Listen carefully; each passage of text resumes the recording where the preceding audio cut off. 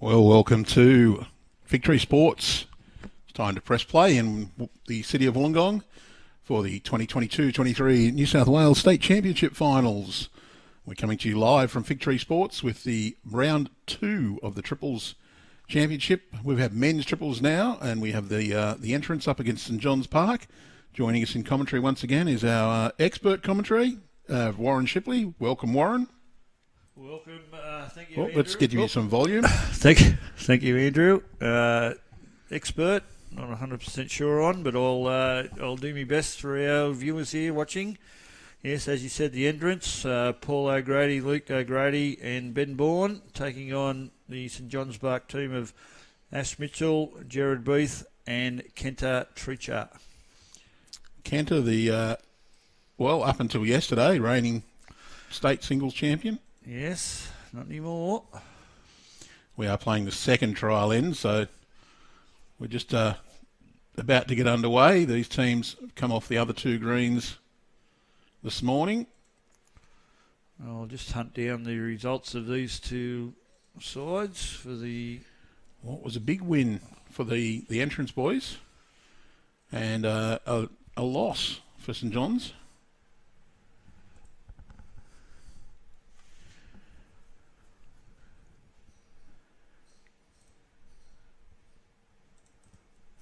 They are all available on Bowls Link, and that's where Shippo's hunting now. He's going to the source. Well, it was a big win, 37-12 over Kingscliff, the entrance, and St John's went down to Marylands, and that's you'll see them other two sides teams on the rink next to us here. Darren Morrison skipping the Marylands team. He just poked his head in there, Andrew. I saw him. He wanted to see the bunker. So and they won. Darren Morrison's team from Marylands won 24-17 over St John's Park this morning. And next door was Peter Duncan skipping the Kingscliff team. Shout out for Peter, ex-Brunswick fellow who was involved in Brunswick Heads Bowling Club when I was a wee lad up that area, involved in running the schoolboy singles. Very good tournament. I copped a couple of absolute hidings in the final series of four-way round robin. Got to play a bloke you might not have heard of before by the name of Cameron Curtis and Kelvin Kirko in the final series. Oh.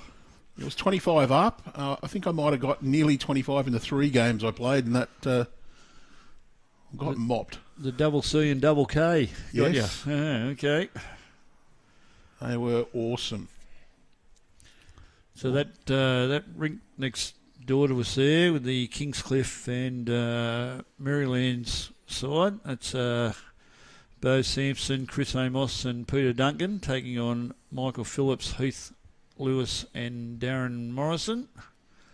That's the other game, as we said, in this section. We'll keep you updated with that and how things are going. You can see on the bottom right of your screen, you'll see the ticker there that our volunteers and match committee people will update the scores as we go on throughout the afternoon fixtures. A couple of big scores too, I noticed in some of the other games as well. A couple of close games, but there was some really big scores. But currently, I can tell you that this team of Paul O'Grady, Luke O'Grady, and Ben Bourne are leading their section with a plus 25, ahead of the Marylands team, who has a plus 7. St John's Park are a minus 7, and the Kingscliff team minus 25. That's section 2. In section 1, it's the Milton Ulladulla team that lead with 1 win plus 8 over the Club Maitland City team with a plus 6 winning this morning, and Kempsey Heights minus 6, Raymond Terrace minus 8. So that's a pretty tight section. Section 3, we have the Engadine team of our state singles champion, Jack Lewis, playing with Callum Murray and Mason Lewis. They lead their section with a plus 17 over Mudgee, with Tom Rich, who appeared on one of our live stream games earlier last few days. One of our leading state junior bowlers at the moment. Yeah, so he's playing with Steve Shannon and Jay Maskell. So they're... He's Jay, actually, and Tom are half brothers. Right, okay. So they're a plus 1. And in section 4, it's the Foster team of Brian Wilson, Kevin Robinson and Shannon White. They're 1 win plus 12. They're ahead of the Warilla team of Trevor Gillies, Craig Roberts and Lee Stinson, who I believe them two teams are playing each other in this round. Yes, they are. Trevor stepped in at the last minute, didn't play in the zone triples. Aaron Spears, unfortunately, let up for Craig and Lee. Got a new job. Can't get time away from work for the next couple of days. Okay. So Trevor's stepped in. All right, Andrew, here we go. We're underway. It's time to press play here in Wollongong. State Triples Championship, round 2, men. Should be a good game. St John's with control of the mat, the first end, and we've almost got a full-length end. You can see with the shadows there, the breeze has got up a little. It's still a nice sunny day here at Fig Tree Sports.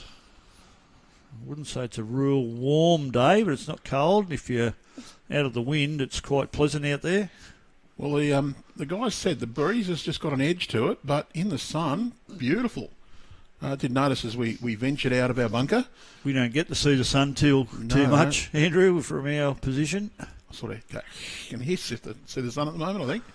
No, it was very beautiful. I went out to ask the players what sort of bowls they're using and asked Ash what sort of bowls, and then went, well, yeah, I know you're using Drake's. He's using a Conquest. So, what... Ash actually works for Drake's Pride Australia in the distribution centre out at Campsie South. And I saw him the other day because I picked up the spray chalk for our singles markers from out there. We might have a few issues with bowls with both leads.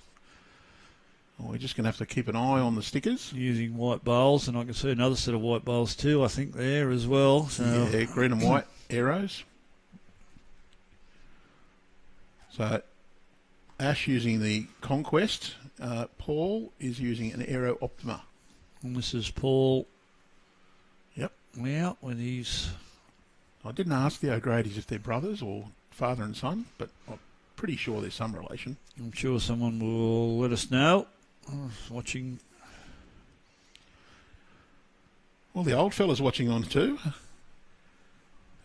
Chris Layfelt, well done. 30 years apart, played finals here at Fig Tree Sports. We did mention that yesterday, didn't we? 1993, Andrew, I think. Was Wollongong RSL Bowling Club when he first played. Okay. 30 years ago, played Bobby King in the final of state singles and realised that Bobby was an amazing player that day, unfortunately for Chris, but 30 years later, state senior singles champion. Well, look at that for an opening bowl from Jared Beath. He's using a turquoise or aqua-coloured Taylor XTL. Well played. Now here's Luke O'Grady. Also an Optima. Just might duck under. That's a very good effort. Oh, at least that's got a bit of green on it, that white one, Andrew, so we'll be able to tell. Yeah, they fool you when one side green poking up, one side white poking up. They look like two different sets of bowls. Yeah, they do. That's right. Bunsey, the odd stance. The old fella's protecting the knee, I think. Oh, yes. Heavily bandaged too, that knee. We better not pick on him too much about it. No, he's found himself a new home at St John's, really enjoying his work there. And a shout out to all the boys at St Johnny's, especially the guy we used to work with, Anthony Cotty, worked for Bowls New South Wales for a while. I quite enjoyed working with Anthony. Apparently he's good with it, St Johnny's as well. Terrific fella. Anything apart from his English Premier League that he follows, but we won't He follows the talk Tigers. too much about that. Follows the West Tigers too. Really? Oh, Yeah, not much joy for him me. lately. A great bowl from Luke. Sits Jared Beith's bowl down to get shot. As our skippers prepare to play their first bowls, well, we'll put it in air quotes, in anger. I don't think there'll be a lot of anger from Kenta, one of the most laid-back, chilled, nicest guys I've ever met on a bowling green. Because we are enjoying the broadcast on Bowls New South Wales Facebook. Don't forget to like us. Put in your comments, support your team. We love to see your feedback. Share, let all your mates know. Share our sport. And if you want to cast to your main device, we do have the YouTube channel operating now. Overcoming our slight technical difficulties. Just needed to put in about 300 two-factor authentication codes to get all through the setup. Well, it's all, yes, it's all security these days with the amount of people getting hacked and money stolen and whatever you. So, And just a reminder, our broadcasts are free. We won't ask you for your credit card. So if you see a post saying, chuck your credit card here to watch, you just ignore that one. That is a scammer. We do have the settings to block links, but unfortunately they may come through still. Only ever click on the genuine link from Bowls New South Wales certified.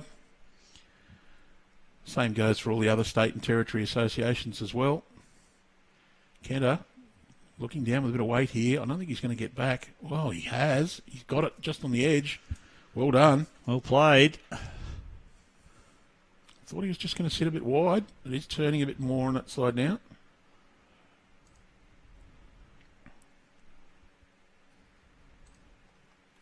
Ben Bourne, he'll be looking just to draw.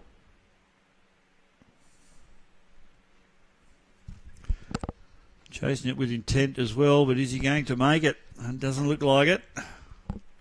He's got an XG. Kenta using XGs as well. So first blood to the Saints. Single. I believe it was a single. I'm going to put it down until I'm proved different. Good thing is, computer, easy to fix. Yeah. Let's hope the leads and seconds update the board for us up that end. No, I don't think they will. I'll just zoom in on the board and make sure they put them around the right way, because it is written on their card who's on the left and who's on the right. Yeah. Have they got anything on the scoreboard there? Oh, the Saints have got their club magnet. So Is it down the bottom? it's on the right-hand side. We're not using the master boards Oh, today. right, okay, sorry, yeah. Just had that for Cookie but the Saints are on the right of the board. No score recorded as yet.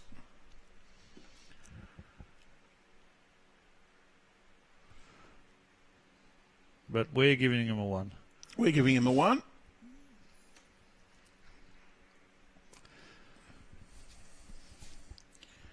Ash Mitchell's probably a name that's not that well known among the bowlers, but he's actually been in a couple of state championship winning teams already. A couple of people wishing good luck to their dads. Caden wishing Ben Bourne all the best. Ash probably a little unlucky there. He's just turned over Paul's bowl. Yeah, it's unfortunate for that. Just caught a bit of it, and you see this bowl in a very, very high arc. I'm not sure it's that wide, but it certainly is wide out that side. He's taken a safe line and made sure he's got behind with that bowl sitting right in front. Any contact, that jack is going out that way. It's probably going straight to Ash's bowl. Just, what do you reckon that is, 40 centimetres to the right of the line? Maybe a bit more. Yeah. Probably a little too far back to be perfect, but Hunzi will just follow it down on that forehand side. So he's Beith on that, well, I'm going to say tricky side of the green, Andrew, because I had a conversation with Natasha Vianeldik after she played her singles game, and she was telling me that on that side of the green, with a bit of breeze and that swirling around, was very difficult to play. She found it was a lot easier on this wider side. Yeah, I just think sometimes where the bowl is going to turn, you trust it's going to come back more, and there comes a point where it gets too narrow to easily play. Your brain just doesn't cope with the fact that you don't go out. Yeah. Your brain says, well, if I'm playing that narrow, I've got to be running. So we just had a question from Lynn, Andrew. I'm sure both of us can answer, but she's just asking to explain what a reserve player is. Okay, so it's a participation event. It's aimed at the players who are graded in open state pennants in grade 5, 6 or 7, or they're ungraded, and if they're ungraded they can't have played 1s or 2s in single gender pennants. That's just to cover someone like a Karen Murphy who may not have played open pennants at all. So basically it's a state championship for taking out your super ones. That's a good thing about bowls. We aim to give everyone a go, and very popular. Certainly is. It's the events that get the most entries in my zone, in Zone 2. It's the reserve events are very, very popular indeed, as you said. It's participation we're all about, Bowls, New South Wales, and throughout the state, trying to get as many people on the green to play as we can, and give them as many options as we can. Hence we have the senior events as well for players 60 years plus, although that rule has changed a little for the 23-24 season. You just have to turn 60 by October 2024. 5th, I think it is. 5th of October, yes. And that's to coincide with the national championships, to give our state selectors the opportunity to see anyone that's going to be available for selection. Well, the senior events are all pathway events towards selection in the New South Wales senior state side to contest the nationals. So the theory is that anyone eligible to play in the senior state side should be able to play in all of the senior events in that season. I think it's a very positive move towards aligning our complete season. I agree. It also provides a definite date right across the state. Everyone has exactly the same qualification. When we did say you had to turn 60 before you played, it meant that someone played a championship on the 10th of July, someone else played it the next year in the 1st of April, so there's a big gap between your eligibility dates. So it's consistent throughout the state. Yeah, and it depended on when your zone or region had that event on as well, didn't it? And so, yeah. So it's a uniform date for everyone now. And look, I realise not everyone's going to agree with some of the changes that have been made, but we do base it on feedback gained. We do listen to everyone that sends in their considered feedback. We don't want, that's rubbish. Tell us why. Tell us what would be better. Or have a solution. Yeah, a solution is a good thing. You know, I don't mind someone writing in and saying, look, I think it should be, we should play one bowl singles and play 57 ends. And if they give us a good reason, then fantastic. Well, good contact there from Kenta Treacher, but I'm not sure. He's still one down. Yeah, not sure he got the result required. Well, someone watching on from New York. Excellent. I'd love to know what time it is and what the temperature is in New York. Might be a bit warmer than here.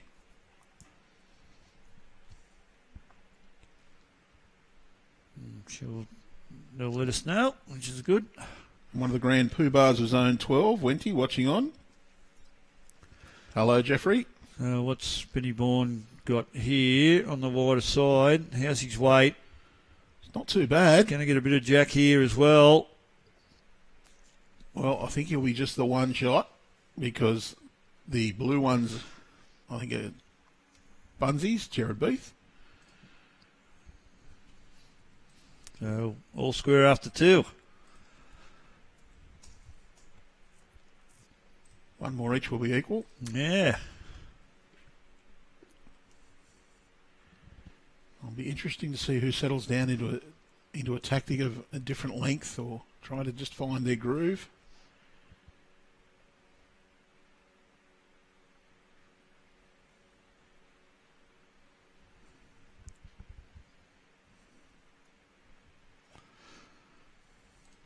And for all those watching, if you do want to send feedback for anything, please do. We do read them and consider all feedback we receive.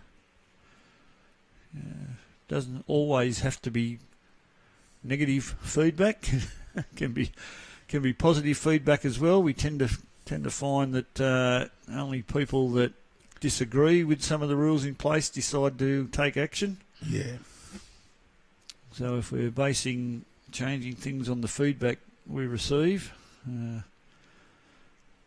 maybe the minority for something that's sending in their feedback as well. So if you do agree with a few things that are happening as well with Bowls New South Wales, please let us know that as well. Yeah, look, I think there's been a couple of just little subtle changes over the last few years that have really benefited some of our events, and including bringing in quarterfinals to sides events. I think that's been a very positive move with sides that might have a one-shot loss in their opening game. They're still very much in the hunt. It keeps all the games well and truly alive. We get a bit of sectional play, a great final series. I do know we haven't introduced quarterfinals for state champs. There's been a couple of reasons for that. One is timetabling. Yep. Just adds an extra playing session, which over 4 or 5 events can be significant. The ball there from Ash Mitchell. So Luke O'Grady now. That's not coming back on that hand. Seemed to drift out a little bit halfway down the green there. That was. And I will give a little congratulations to all of those who did send in their feedback about formats for state championships, especially for the senior women for the season coming up, where they did very straightforwardly and with good reasons put forward that the women's senior pairs should be 3-bowl pairs over 21 ends, just to reduce the amount of walking. The fours, slightly shorter duration. Triples are slightly shorter duration as well, and that all based on the ability of the people playing to play their 2 games in a day and based on how they can play. And it was very well put, been adopted for next season. We are finishing on what everything was here now. I was going to say not for these events, yes, Andrew, but yes, that is in play if for our next one starting now in the regional areas. Yeah, pretty well down here. Just wants it to stop. I'll be close.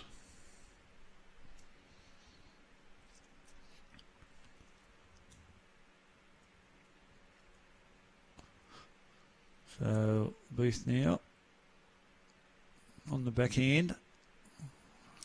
He's got his own bowl on the way in. He has. He can get a winner off Ash's bowl out the side, which I think Cantor might have actually said was close for shot anyway. But if he just swings around his own, he can sit down that green and white bowl and be laying 2 or 3.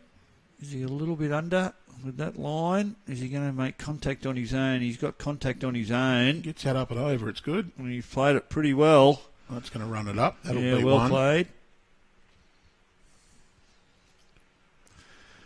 Of course, Jared Beath, another former state singles champion. All 3 members of the St John's Park rink have won a state championship, as we watch a replay of that one. Ex-Australian player too, Jared. He did make the Australian squad for a while.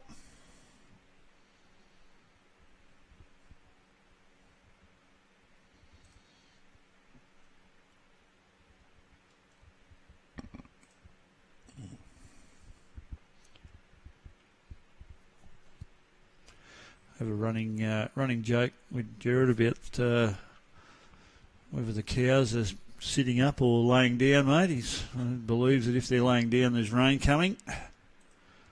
So I told him that all the cows were standing today, so he should be okay. We had a discussion yesterday afternoon that there was some prediction of rain for today, probably a week or so ago, and that certainly doesn't look like any rain out there today. Although there has been a few showers further north of us.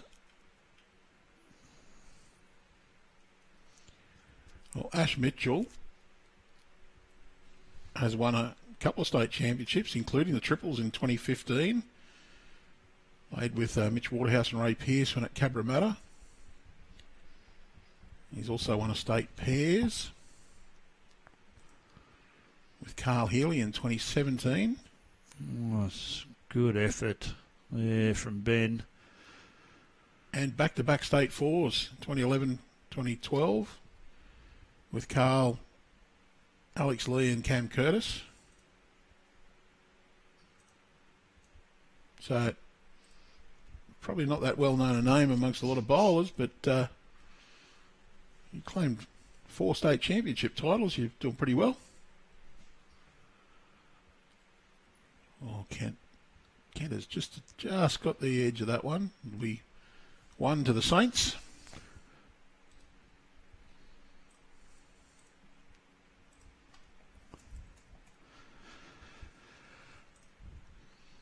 Yeah, so St John's have won both ends going away from the club, and the entrance has won the only end coming back towards the club.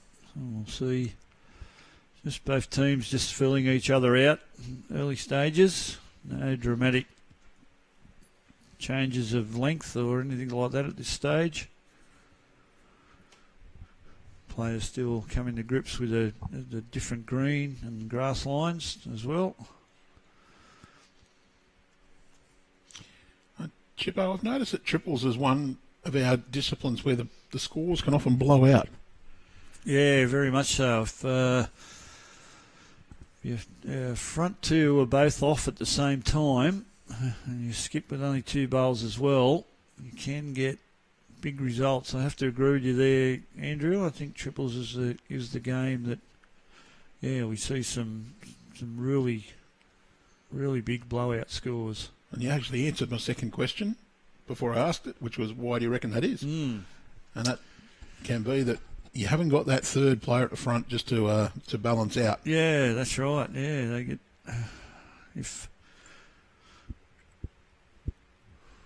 Well, we did see in our morning game, didn't we, with the control of the length of the jack.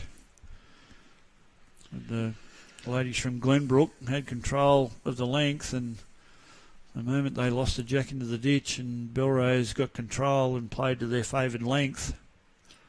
I did comment early on, though, that the Belrose ladies were probably playing better at the front end. It's just that on that short length, the Glenbrook ladies just seemed to manage to produce a result over the first 8 or so ends. And from then on, when the length changed, that stopped happening.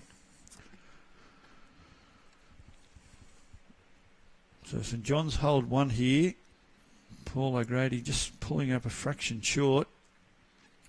Jared Beath on the mat with that 1 foot in front of the other stance.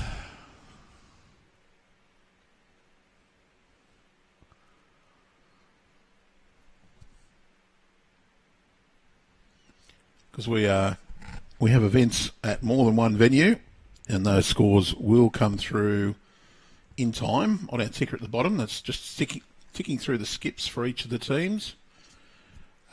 We are playing at Taroji Park, Bowls and Recreation Club, and Wiseman Park, Wollongong City.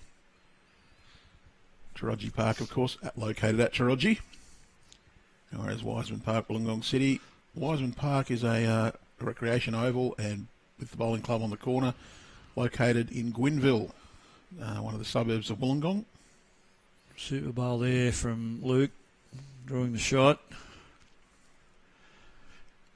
Jared just looking for a tighter line this time. Land the bowl, trail the jack back. Line looks to be a little better. It might hang nail again. It does. They just seem to be hanging out on that hand.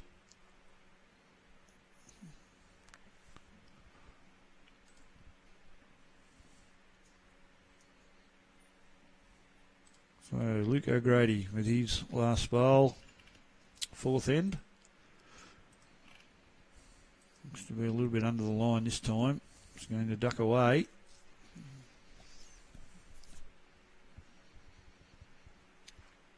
As we are in the Wollongong City Council area with the support of Destination Wollongong.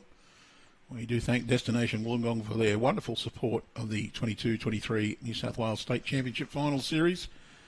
And for more information all about this wonderful area, jump on the website, visit wollongong.com.au.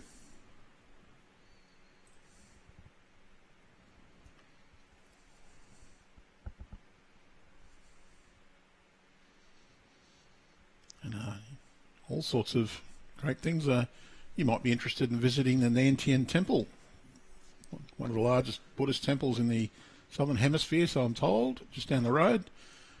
You can get a nice vegan meal there on days, apparently. I'm sure you'd love a vegan meal, Shippo. You have to wear a sarong, Andrew, like you do in Bali when you go to the temples and different things like that there? Well, I actually live close to it and I've never been. But, okay. But I've talked to a few people who've been and said it's actually a wonderful experience, and the vegan meal is actually very nice, apparently. It tends to be the things in your local area, the ones you don't get to visit, isn't it? Yeah, you're right.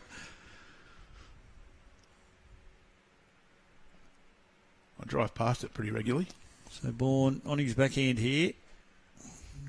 On a pretty high line, just looking to match a couple of bowls from St John's, and he's played it very well. That's a very handy bowl. So Treacher just looking to arrive, land the shot bowl, trail the jack a little. And the trickiest of the two hands to play here. Let's see how quick this one ducks. And away it goes. You get in that little bit with the correct, just over the draw weight there, and you see how quick that one went. Looking from that indication, he's just going to try and play that slightly wider hand just around the front bowls and land the St John's Park bowl. Get a roll or two out of it. Yeah, and it's nothing drastic happens here. It's going to be the entrance winning again. So that'll give them both ends coming in this direction, where St John's have won both ends going in the other. And you see our other game next door, Kingscliff lead 3-1. Just had a shot of their board there. Well, he's on a pretty good track, but just go a little under the line. Yeah. Well, he got a result out of that anyway. One, they look for two. Jared's got the magic fingers. Is he going to grab the jack? No, we're going to have a measure. Don't worry about the fingers. Just chuck the measure on it. I'm not a fan of the fingers. I suppose it's a good guesstimation tool for some people, but I cannot do it, Andrew. No, I don't bother. When if I try it and I focus on my fingers, everything's blurry underneath, and if I focus on the bowls, my fingers are blurry. So we've got a close one here. He just gave it. Obviously, Jared believes that their second shot. He just handed the measure over to Luke to get confirmation of that. Yeah, you chuck it on and confirm.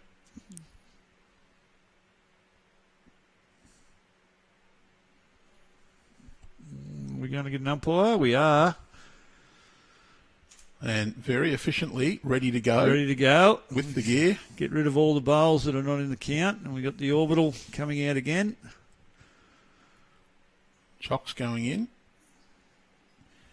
Of course, it's a very good practice to secure any bowl that's not sitting on the flat side, so to speak. Any on a lean at all. Just safeguards that they don't fall over during the measuring process. A little known law of the sport is that you're allowed 30 seconds from the time the last bowl comes to rest to the head. You can ask for 30 seconds for any of those leaning bowls to fall of their own volition. After that, they can be secured. And anyone can place a chock under Andrew after that 30 seconds. You don't have to wait for the umpire to do it. You can do it yourself in case if you think your bowl's going to fall. That's why I carry them in my pocket if I'm playing third. I bought them when I was marking at world events, so I thought, well, I've got them, I may as well use them. I've got a bit of a couple of little pieces of electrical cable that's quite flexible. I carry around that I use for chocks. Some of the bowls manufacturers make some little half moon shaped ones. I know Drake's Pride sell them. They're very good as well. I've just got a couple of door wedges because I couldn't get them at the time. John Payne, past president of Zone 6. There's the one in New York, Andrew.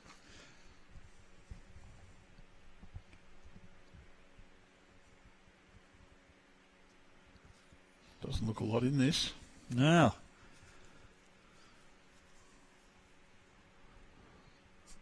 Did have an opponent one day call the umpire to put the wedges in. By the time the umpire got out, I'd wedged the bowl anyway. And it was only the one.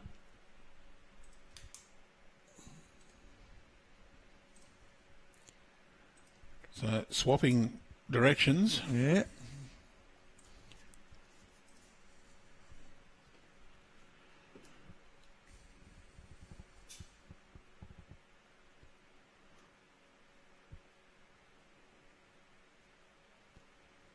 Do you find the wedges are probably more important to use on the artificial surfaces?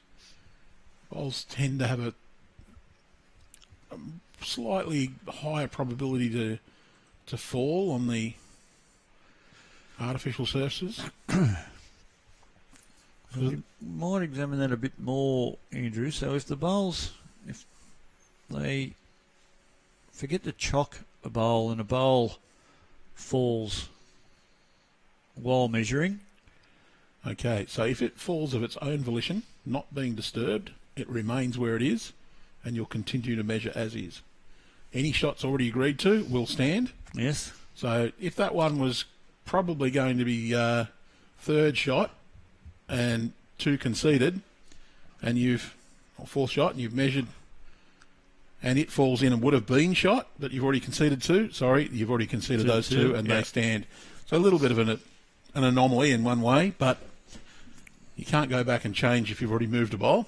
What about if I bump yours while I'm measuring and it falls?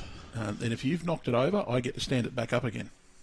So if you're going to measure and the bowl looks like it is not really secure it straight away, and then there's no argument at all. So you're just safeguarding yourself. Yeah. So basically that's the rule with most of our laws, isn't it? If you break it, stuff up, I fix it. You break it, I fix it, yes. Well, Shippo, you're going to have to break out your humdinger soon, because Divey's watching. Although I think he wants to copyright the word. Oh, so he should. There's no one uses it like the great Peter Dive. I don't intend to use it other than in saying hello to Divey. That's his catchphrase. He can keep it.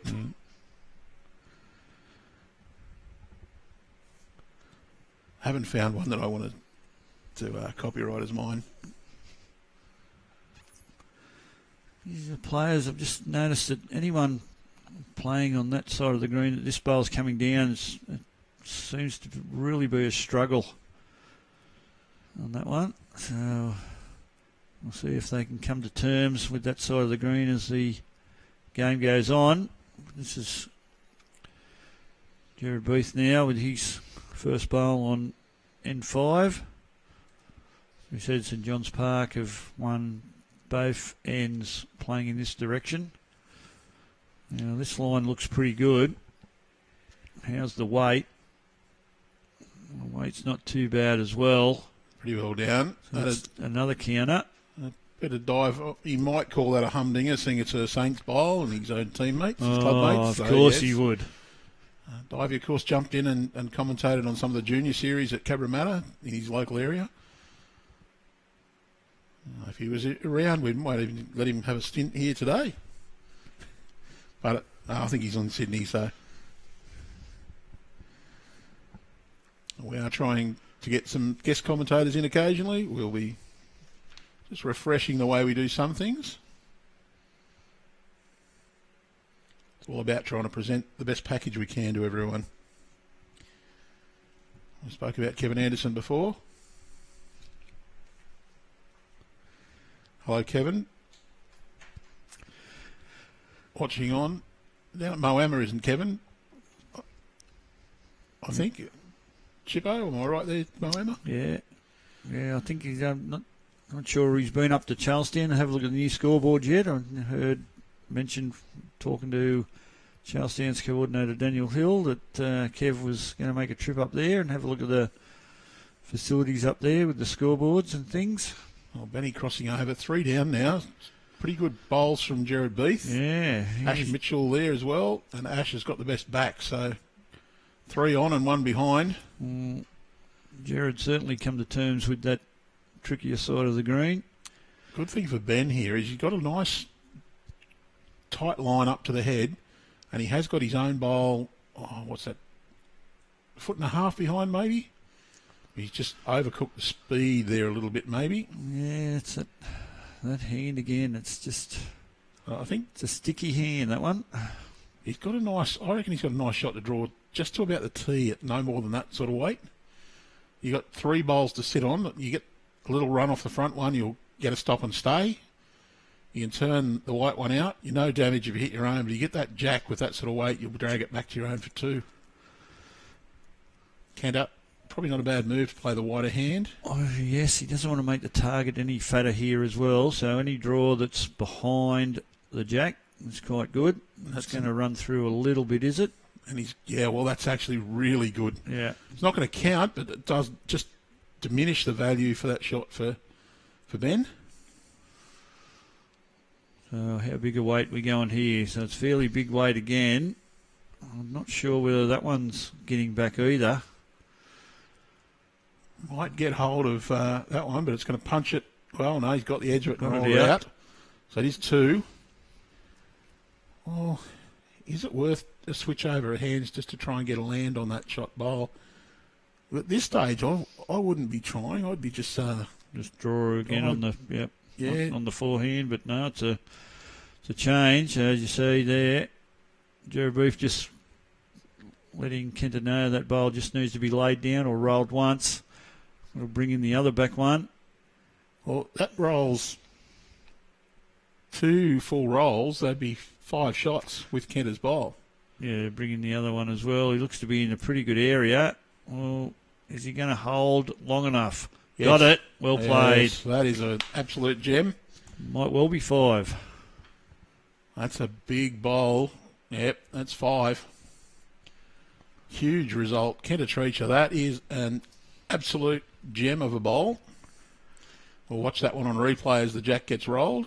So the replay of that. He had to get it far enough back to bring in the bowl at about 7 o'clock there to the jack. Made solid contact. Got it back, hung around. Perfect weight. Made a handful. Well, they're going to lose the jack here. No.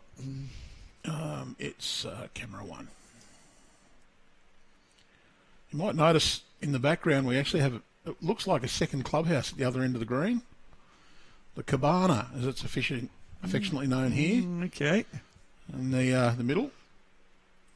There's a bar there, a bubbler, drinking fountain that is, and some toilets. Just services all the greens. It's on a big day. They get the service out near the greens. You don't have to come all the way inside.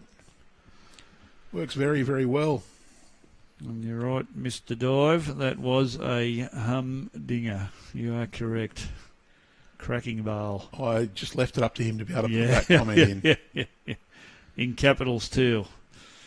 Go the Saints. You had to throw that little bit in as well, I suppose. But, yeah. And again, Divey, there would have been a lot of people disappointed if you didn't throw that in. Without a doubt. So Ash Mitchell couple of great lead bowls here. It's well played. One on, one behind. So Paul O'Grady is missing the line a little. Doesn't have to add too much.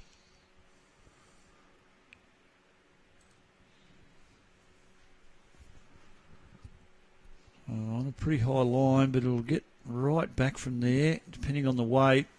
Is it going to be up? No, it's just going to pull up a little. Great line. So you can see already that wider, traditional wider side of the green is taking plenty of grass. I noticed the greenkeepers are out there rolling, Andrew, between games as well. Yeah, just to take any scuff marks off. They didn't give it a long roll, just a little polish, I suppose you'd call it. Yeah. Jared Beath, you're going to play the tighter forehand side coming towards the main clubhouse, towards the bunker end. Towards the bunker, yeah. Jared has picked up the grass line going away from the club on this side, but you can see again, bowl. Oh, his grass is actually pretty good on Not that one. too bad, really, is it? The weight. He's just a metre and a bit through, or he's Lost just it. dropped in. The camera's a little closer to the green than we normally like here, but we can't get it any further back, easily anyway. When we do return to the main lines with the TAB logo on them, we can get a bit further back here. We can only work with what we've got in the venues. That's a pretty good effort. Very good effort. A bowl on the head there. I think the other hand's Luke. probably available now. Yeah. Draw it in, little toucher. Touch the jack down the line would be ideal, or tuck it away. Confident draw. And what about Daniel Scanlon? Doing a great job, boys. Makes my day sitting at the pool in Dubai so much better. Must be hard to take, Daniel. Dan is he really is a bowls tragic. He would have been glued to his screen yesterday during the singles final and would have been nearly gutted at the end watching on as Jack Lewis trailed, and then I think he would have been celebrating hugely when Jack stormed home to win. Yeah, we have got a little bit of a blocky signal today. I'm not sure what's going on.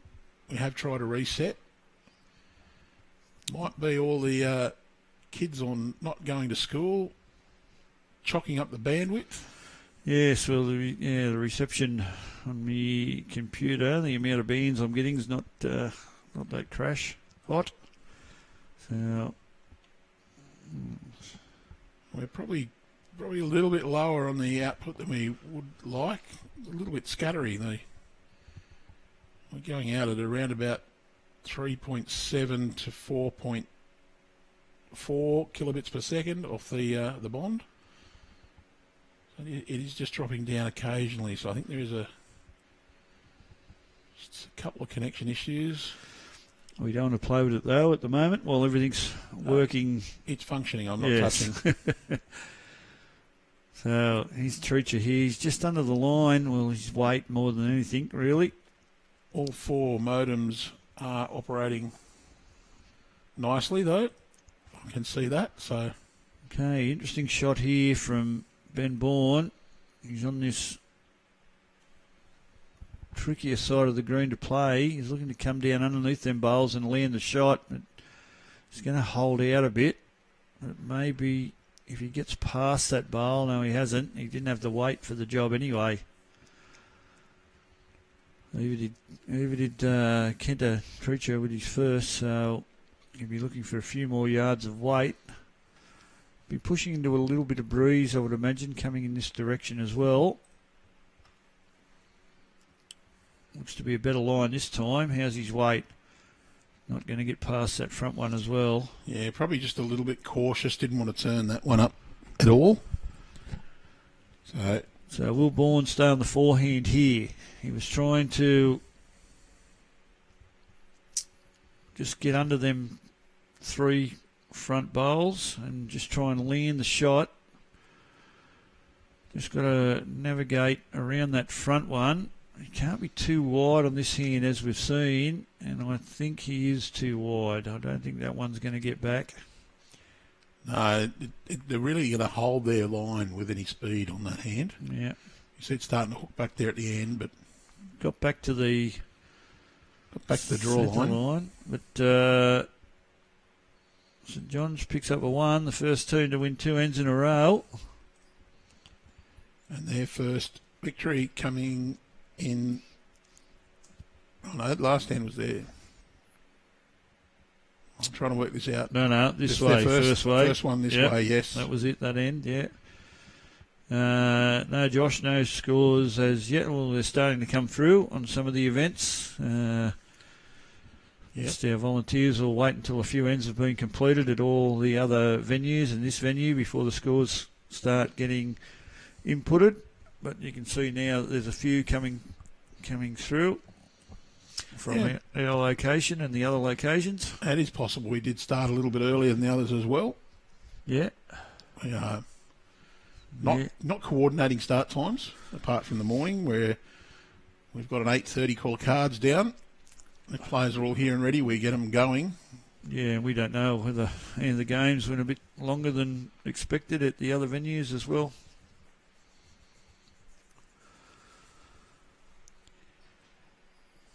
So both players, both leads with their first. Did any stay on, Andrew? They might have both went in the ditch.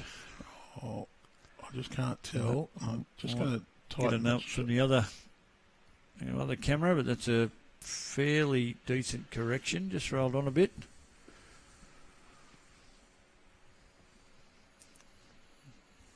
We'll just check with our other camera angles whether any of the first lead bowls stayed on. Not 100% sure.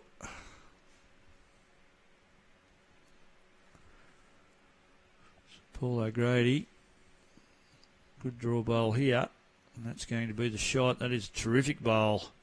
Well played. Oh, the 2 bowls on the bank. Both in the niche, there they are. Big corrections from both leads. Yeah. So he's Booth now. As I said earlier, he's handling this side of the green better than most.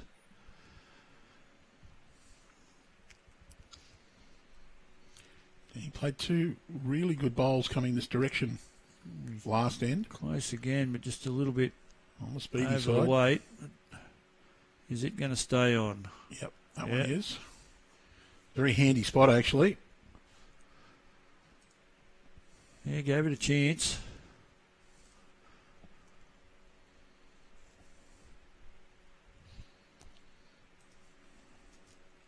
Well, what's Luke done with his first? Well, it's going to be another counter. So they hold 2 shots now. The entrance boys. So Booth just needs to adjust his line, keep the same weight, trail the jack back, land one of them 2 bowls. Can afford to be a little bit tighter. I think he is that little bit tighter as well. Is he going to get down in time? No, he's just going to hold out again. That's a very good effort again, though. Another good bowl. He's skipped to work with. Although the entrance building the head up here. We'll see what Luke can do with his last bowl of end 7. And that's going to be another counter. So the entrance holds 3 shots. So there's an interesting dilemma here for Cantor. He's got the chance to go for a big count for himself. He has, yes. But doesn't want to miss. Oh, and look, I'd be tempted on the forehand here, Andrew. At least you know you're going to get that consistent swing back towards the jack. Backhand, they just hold out, and if he goes to backhand as well, he is playing the forehand. I was going to say, if he goes to backhand as well and gets past the jack, he can remove a couple of his own. He's going big. So he's on the attack, on the forehand. Is he going to get a couple? He does, and one of his own. But only 1 down now, so that's a good option. Yeah, good result. And the question is whether he'll go again. Depends on what Ben does, I suppose. It really needs another one in there because there's a lonely little petunia now.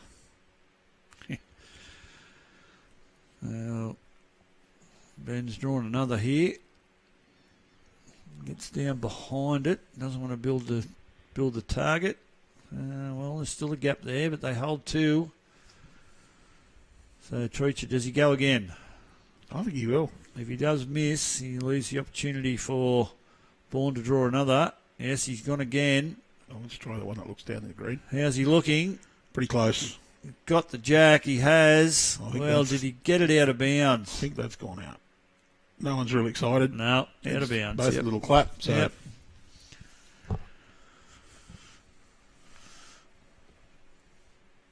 So, interestingly, Andrew there. Just playing the chuck 'em same, not playing the same direction. They've agreed to just play them from where they've laid. Yes, but with the way St John's have been going, they'd won every end going in the direction they were just playing. Would you have considered bringing them back to stay in that same direction? Although they did pick up a single last time in this direction as well. Yeah, look, I think they might have just said, well, you know, it's not that big of a deal. Let's not worry about it. Yeah. I think you probably don't worry unless you really think you've got a huge advantage. Probably early days as well in the competition, so I'll put a circle around the number 7 to say that was the end that was killed.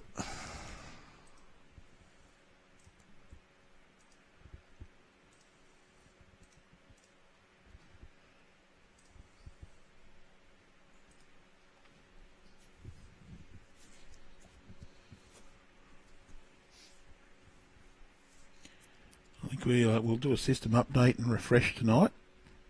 And just a little bit of connection issues there. I'm not sure what's the cause. But I'm not going to do anything while we're streaming. No, we don't interrupt your coverage. So we just got to put up with that bit of patchy broadcast. But it's a little bit laggy, that's all. Yeah. I just need to do some experiments with the position of our equipment as well. We've got the challenge. We have to get it outside, out of the bunker, because it's just signal down here is not real strong. And maybe get it away from the clubhouse a little bit. I'll have to put it up near the cabana, Andrew. I have not got cables that long.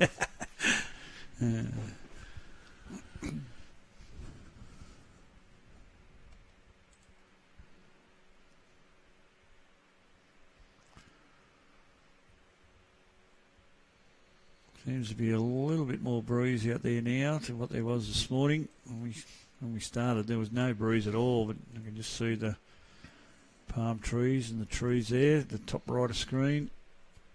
A bit more breeze there, and here's Jared Beath. Just, I think the way the wind's blowing, we might get a shot of the flags when we get the opportunity, and I think the bowls that they're playing now are bowling straight into any breeze, if there is any affecting their bowls.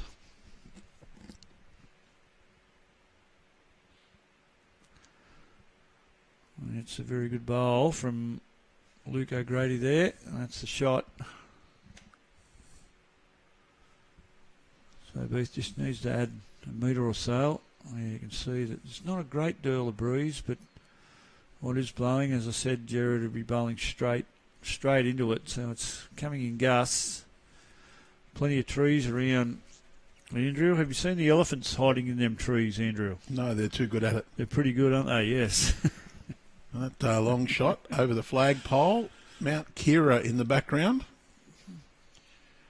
There's a lookout over Wollongong up the top there, up on Mount Kira Road, of course. Scout camp up there as well. Really? Guide camp as well. But there's a nice little cafe up on the top of the mountain as well, and then park looking out over. Quite a spectacular place. Lovely little camping, not camping, but a picnic area. Nice spot to go for a day. Take some photos overlooking the wonderful Wollongong area, nestled between the escarpment and the coast. Wouldn't be very cold up there overnight either, would it? I don't know. I don't venture up there when it's dark. Been up a couple of times for a little. We've had gathering there with some friends a couple of times. Walk up, mate, did you? No. That's a nice little road up there. Mm. Been up to the scout camp a couple of times for some things that kids were involved in. Okay. Kenta Bowl getting down. His weight's pretty good. Just not going to quite get there. Yeah, well, that's a good second shot, though. Opportunities open now. A few more options with his last, depending on what Ben Bourne can do with his last bowl. He's out on a pretty high line as well. Has he sent it, though? No. He hasn't, so... Does Kenta try and run the jack here or get the bowl on his forehand? No. They're having a look. Yep, you go it. So we've got an attacking bowl, I believe, Andrew, coming up here. Jack back. Or bowl.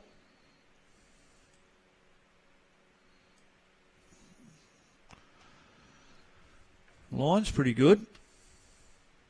How's he looking for the bowl? Oh, it's getting away, but that's his own. That's his own bowl. Oh, he's got the friendly little kiss and slide. He did. Well, the weight was good for it. That's probably what we can say. In the area. Unrealised opportunity. They didn't really celebrate it. No, Jared just put his finger up a little bit sheepishly, so they acknowledged there was just a little bit of good fortune involved. Yes. I think there was the full palm coming up as an apology gesture. Well, let's see what Ben can do here. That line looks pretty good for the job required. Is he going to get down in time? Andrew? No. Oh, my word. What a super effort. Well, gave it a fair shake, but it is another one to the Saints. So it's their third end. They've won in a row. 7 shots in 3 ends. They lead 9-2.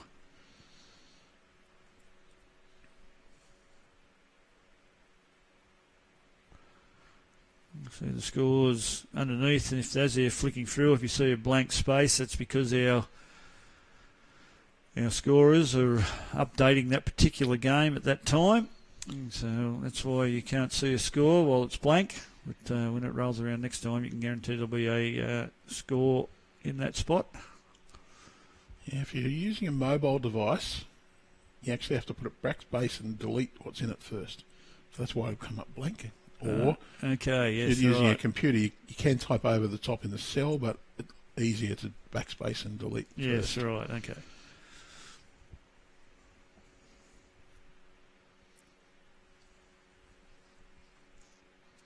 Another good start from Ash Mitchell there. His first bowl on end 8. Although I do think the one that's there now, 2 blank on 2, is actually 2-0 on 2. Oh, right, okay, yep, possibly, yes, as well, yeah. Well, yes. So we're 7 ends in. Your third of the match theory probably doesn't kick in till next end. Next end, yeah. But even then, we know who will be in front after 8, third of the game. Just how much is the question. It worked this morning. My Belrose ladies were in front only by 3 after 8 ends.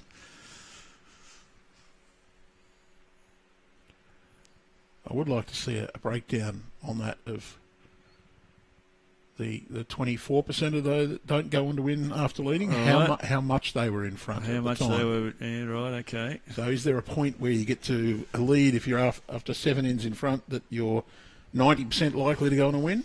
Well, I would think the bigger the lead, the more likely you are, Andrew, but yes, that's logical. Don't do that one, yes. Might need someone with a slightly bigger maths yeah. background and statistical analysis. I'm sure I know someone who could do it. Yes. A couple of our friends have maths degrees. I'm sure my old workmate Junior would call them bigger geeks and nerds than me. Right. And they'd probably accept that with glee. Jared just missing the weight there, just leaving it probably a metre short. So it's still 1. one for sure. Jared's bowl might even be second shot, the front one. Oh, I see the name of a long-suffering bowler I'm watching on now.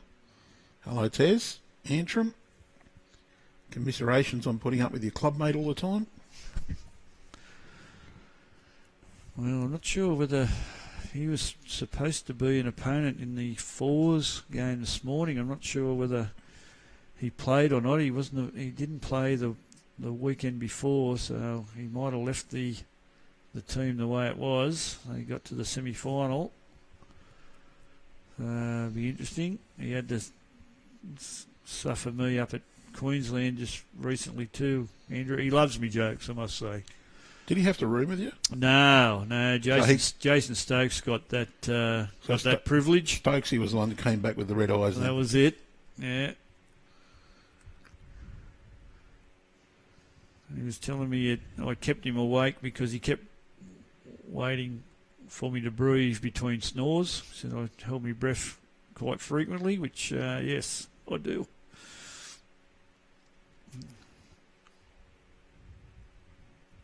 Cross between a sawmill and a wheezing hippopotamus. Very, very much so. He reckons I was sucking the curtains in at one stage.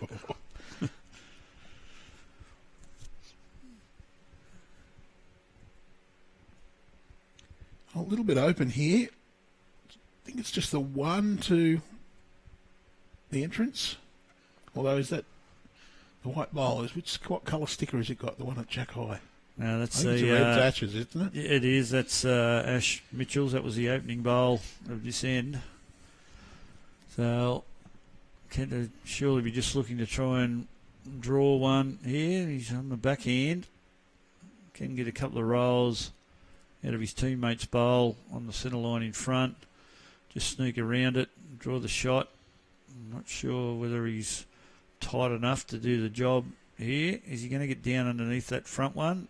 He's got a bit of contact on it, but again, running in off it to get the shot. I don't think that one deserves the apology because that was played with that deliberate weight, with that option in mind. Probably not the first prize they were after, but that certainly was an option. It'll do. Been born on a pretty good track here. He's got the good weight. He's going to play a very good bowl here. Moving to the jack. Well played. Got it to his own. Made a couple. That's a good shot. Excellent delivery. I'm talking to one of the hosts of our over 40s, Parks Railway, Paul Lewin, the bug man, joining in. Paul does a great job out there at the railway. Thanks, Paul. Very keen bowler. Loves his game. And the bug man, he does a bit of pest work. Okay.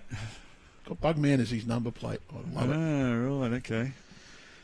I'm talking about Terry Antrim. He's the guy that has to carry me through the over 40s qualifying. Last chance, Andrew, for me, before I become too old to compete in that event. So what are we doing here? Are we just trying to cut them down, draw a second shot, try and land the shot bowl? That might not get back out on that hand. He just got a little bit too much speed for the width. Oh, yeah, so he was going with a bit bigger weight to get the jack right back. So, as they're looking, we'll replay Ben's previous bowl. Well, any touch of the jack was brilliant, and he's done that perfectly there, hasn't he? And any touch of the jack with this one may bring in another bowl at the back as well. If he can trail it to his first bowl. I don't think he'd be trying too hard to move it very far. No, I think he's on the wider hand, just looking to add another counter. But he's got the beauty that he can play with confidence. So he's on the wider side. Straight away, see his clubmate thinking that he might have overcooked it. Well, that was a 2 signalled? 2 it was. Very quick. So the entrance trails 4-9 after 8 ends. So a big thank you to our event partners and sponsors. We I've mentioned Destination Wollongong and the Wollongong City Council. Thank you for their support. Of course, Fig Tree Sports, Trodgy Park Bowls and Recreation Club, Wiseman Park, Wollongong City, and our event partner TAB. Some special promotions here with TAB. You can win a set of TAB branded bowls. Next chance on Tuesday. Tuesday, is it? Yeah, okay. Tuesday morning, I think it is, in line with the finals of our triples. Out near the Cabana, the closest to the Jack. Our day one winner was 110 millimetres, so 11 centimetres, not very far at all. Daily prizes too, Andrew. Daily prizes, nice little gift pack. There's a Bowls New South Wales Calico shopping bag with some TAB goodies in it. There's a cap and a hat and a water bottle and a little towel and a couple of towels some and other bits and pieces. Looks fantastic. Pack of playing cards and a $200 voucher, club voucher too, I believe. Oh, club's chucked in as well. Yep. Yeah.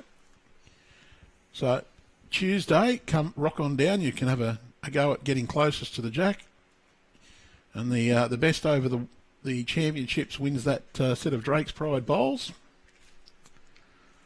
And for those who have a TAB app account, have a little sneaky check while you're here. There might be a nice little surprise there for you as well. I think you can claim a bucket hat. Nice material.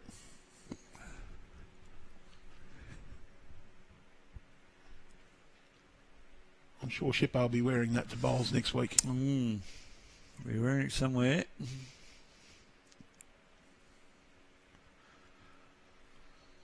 So here's Ash Mitchell.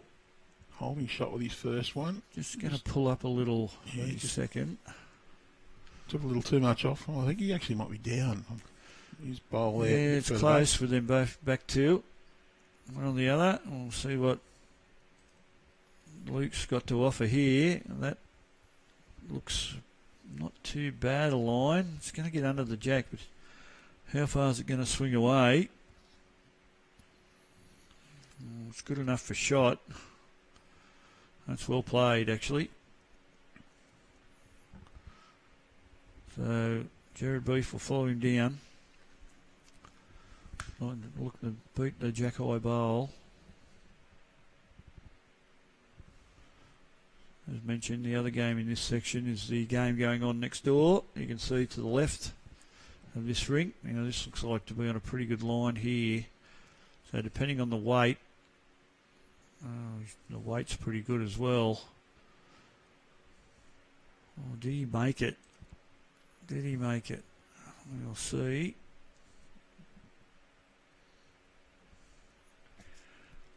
Maryland's first round winners over St John's Park, and the entrants had a good win over Kingscliff in their opening game. They did. They had a very big win. So the Saints will be hoping to record a victory here, and that the Marylands get knocked over. The entrants had a 37-12 win, where St John's were defeated by 7, 24-17. The Saints now relying on Marylands to lose a game, whereas the entrants, well, I won't say they can afford to lose, but a narrow loss wouldn't put them out of the equation because they'd be playing Marylands, should Marylands beat Kingscliff. We could also end up with a situation with all four teams with a win each after round one. Certainly. The entrants were, the Kingscliff were leading early next door. I haven't caught the score recently. I haven't been watching with the ticker rolling through, but still plenty of time to go there. And here. So we're thinking it's the entrance holding shot with the Jack High Bowl to the right. Certainly looks like it. Yeah. And plenty of room to get around them front ones, but I don't think that one's going to. I think it's going to wreck. It's actually underneath them. So needed a little bit more weight. Ketter's got his own bowl on the way in there, so... Yeah, or if he ducks underneath, he can land the shot bowl as well. You can see the scoreboard next door. I think it's 6-4 in favour of Kingscliff. Good thing for Canada, though, that last bowl will force him to play a slightly tighter line, which is probably what you want to do on this hand anyway. Yeah, and he hasn't done that. No, he's going to crash on the outside of it. Probably made his next bowl that little bit harder. Certainly. So Bourne just needs to add a metre or so. This looks to be a better bowl. It's going to get right back to his jack high bowl if he's got the weight. Teammates just urging it on, but he's played it pretty well. That's a good shot. Oh, might have made a second one. I think he has. So are we on the attack here, Andrew? We've got a few back. Have the St John's side. Although, if he plucks the blue bowl out in front of the jack, that could end up very ugly indeed. I think that might be third, and I think fourth. The white bowl there are Ashes on the right. Okay. Yeah, I think that's fourth. If that's fourth, then the opportunity is there to... They've got best back and second best back straight on the line. Yeah. You don't need to go huge weight, just a good solid run on the backhand side. Would the jack go straight back? You're probably going to smack it into the shot bowl. Well, but if you can get that jack clean through the hole, at least you know on that hand you're going to get a bit of swing as well. So look, if you get the jack and just clip the shot bowl, you may push it across and out and run on and pick up a three. And if it goes off to the right of screen, you might even pick up four back in the ditch. Yeah, well, here we go. Certainly a backhand. Let's see what type of weight Treacher chooses to play. Well, he's not going overly quick, that's for sure. Is he going to get under the front one? No.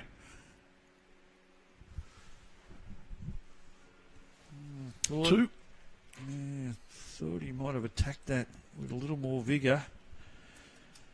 But anyway. Consecutive ends for the entrance the first time. Yeah, 9 ends. They trail by 3, 6-9. They've won 4 of the 9 played.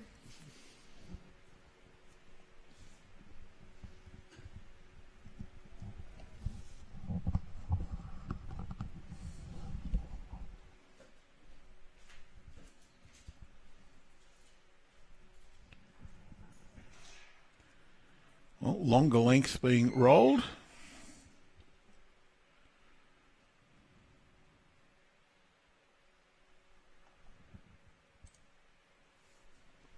Not quite T to T. The mat's just, I think it's just up past the tee. We're not far off maximum distance though. And that's a pretty handy bowl from Paul O'Grady for an opener. You can see the mat is in front of the tee completely, so we're probably about a bit under a metre or so under the maximum distance we can play on this green for a jack length anyway. And that's a really good starter from Ash. Draws right at the tee. That's the opening shot. Both leads with a good start.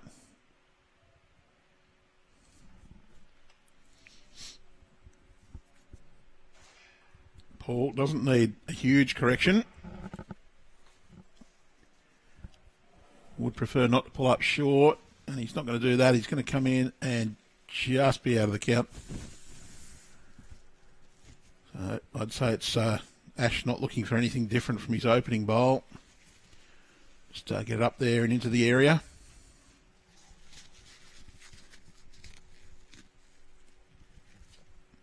Pretty well down. Let's go back on here.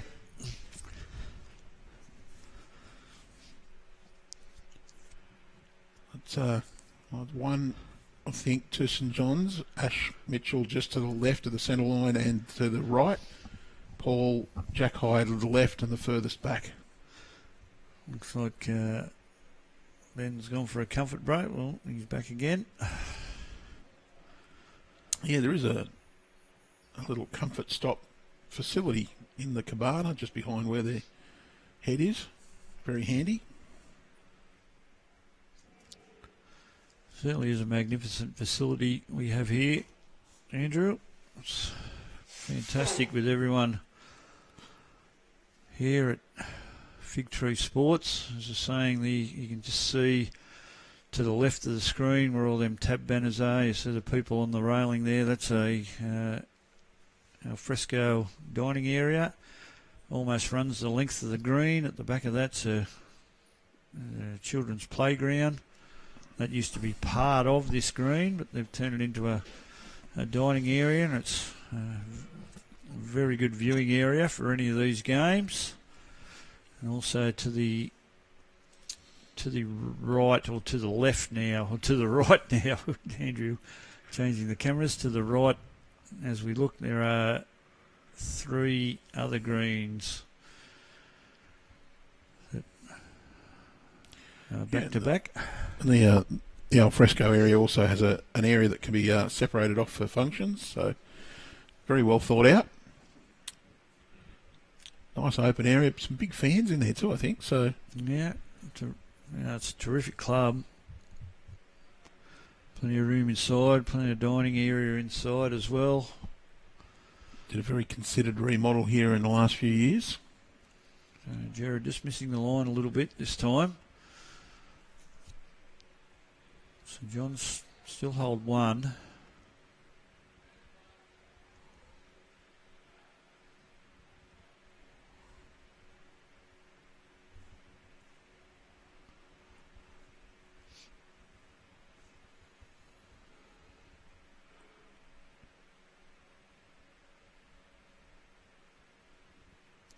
Well, just having a look to see if that second one's close. Whether Jared Beath's ball there just behind the tee snuck in is a good question.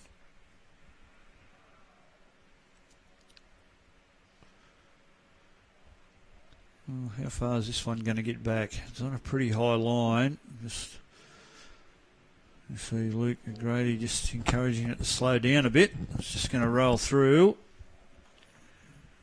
But if it falls in, it's going to be at least second shot there. Yeah. Be interesting to see where Kenter runs in comparison.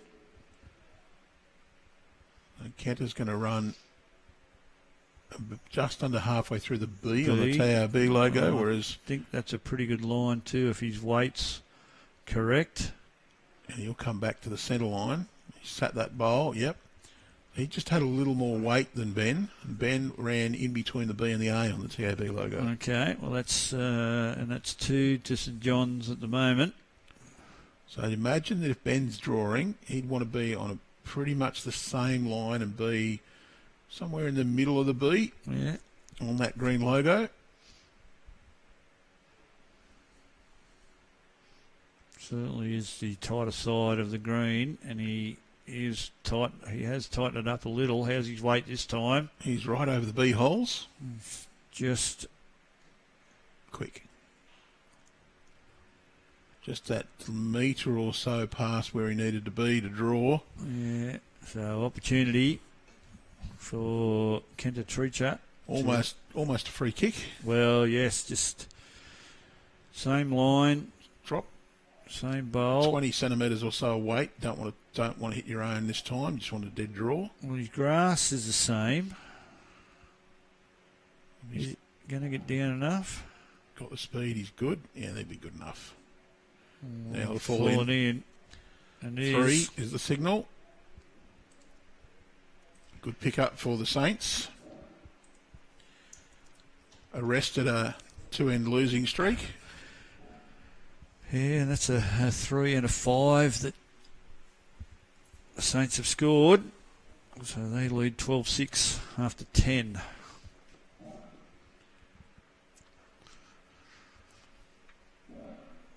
Two-fifths of the way through. 40%, yep.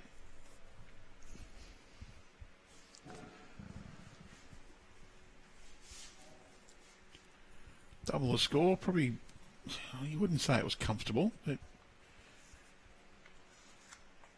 be confident in that position that you could go on.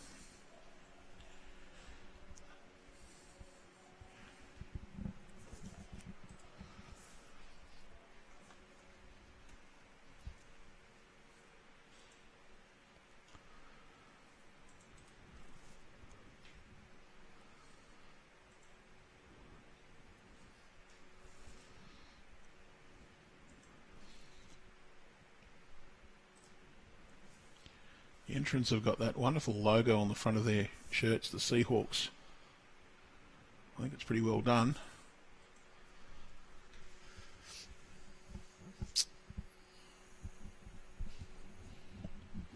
Yeah, the entrance, they just taken over by the Mingara Club. Yep. Andrew, the entrance. Good work going on. Just to update, there was a fire in the clubhouse. Yeah. It's being renovated, rebuilt, and greens refreshed at the moment.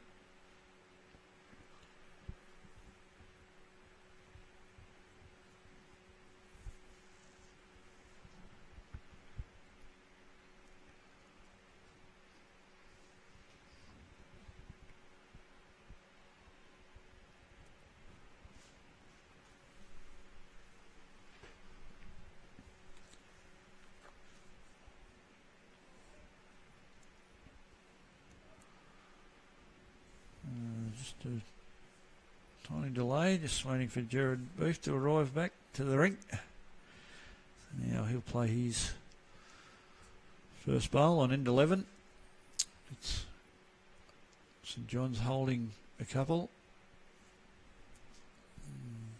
Jared's sticking to this narrower side of the rink, and that's going to get away on him.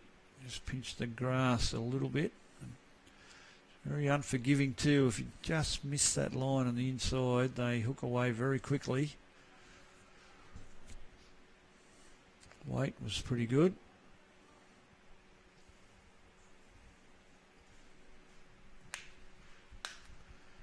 Oh, it's another missing the line as well.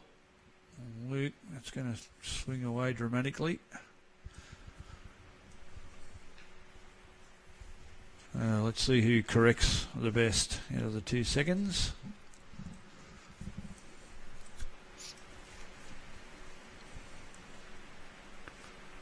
Booth had good weight when he's first.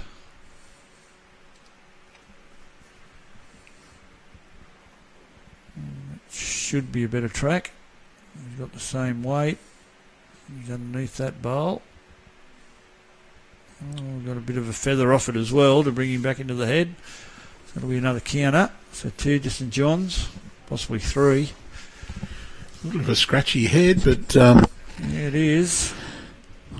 Often it's the scratchy ones that if you can get away with a couple of shots on those scratchy ones, you're setting yourself up.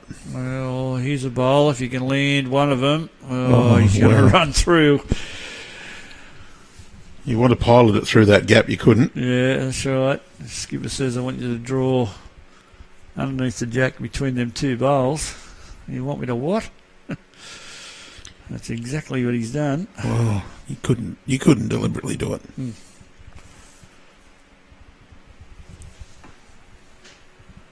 So while the guys are crossing over, just a nice little reminder that our rookies competition is open for entries.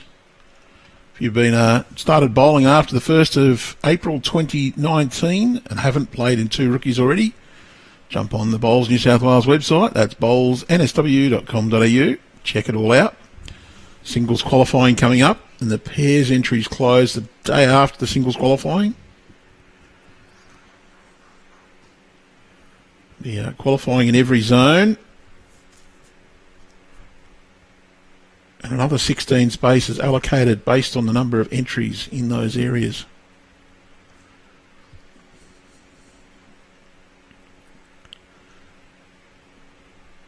Hopefully it'll be like the over 40s, Andrew. We'll get a good response and more entries than we had previously.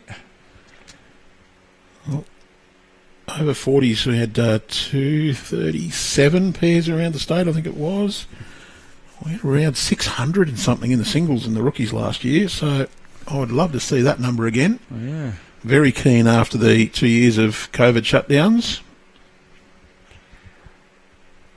That's one of the reasons we've gone to 32 as well, just to make that qualification process a little more streamlined. That's Can't a great treat ya. shot. Played that absolutely wonderfully. Gets the little squirt of chalk. Beat that and play fair, he says.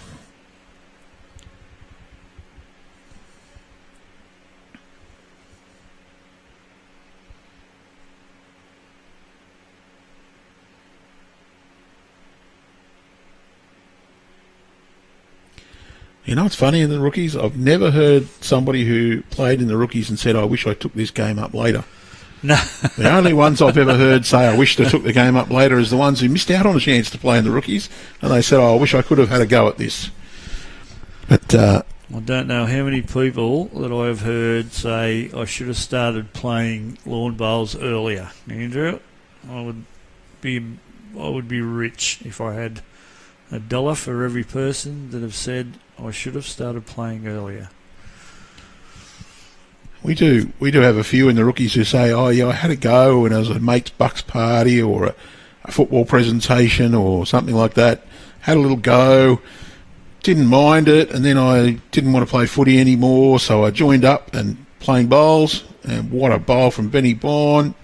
Kicks that jack right back to the back corner of the rink. I think that one's his there as well. It is, and that's one. And they'll have a look for the second. They want two. And they two have it is. Given it away without argument. So a fantastic shot. So that's 8-12.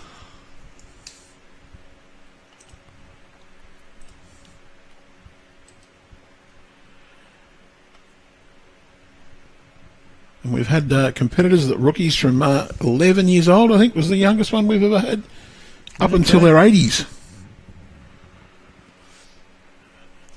And it's amazing. You talk to some of the rookies and you go, oh, how often do you practice? And they go, oh, I missed out one week. I only went 6 days. How long do you practice for? 2.5 hours? You just go, wow, that is just, you're bitten.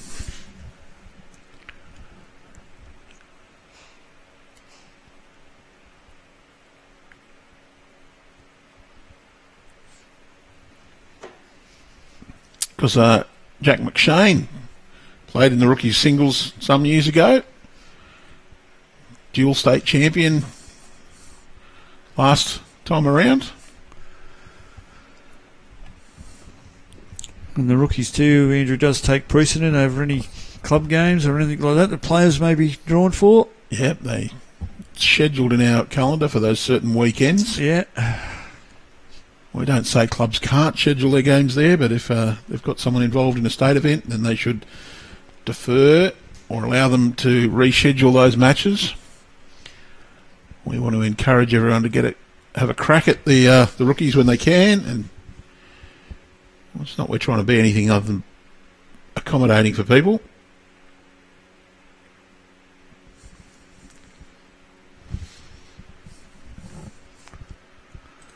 We are a unique sport where we cross over with the participation right from national representatives down to, mugs like me.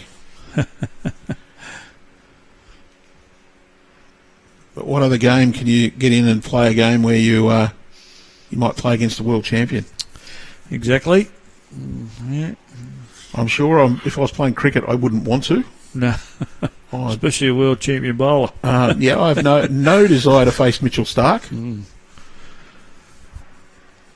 I can see it on the telly, but I've faced bowlers bowling around about that speed, and it's terrifying.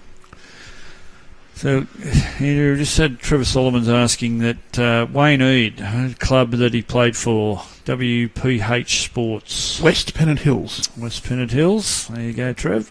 That's my little abbreviation. Yeah. Doesn't fit.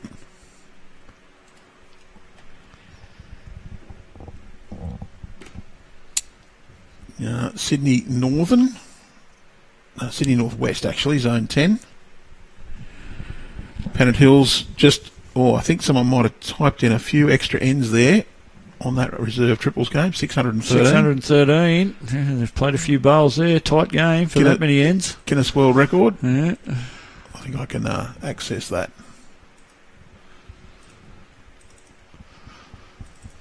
Well, it's a great shot from Jared Booth there. Very good bowl. On the harder of the two hands too, although he's stuck pretty solid on that side of the green so far. And another reply on that one. Got the shot. Well done to Luke. Responded. So, see a change of...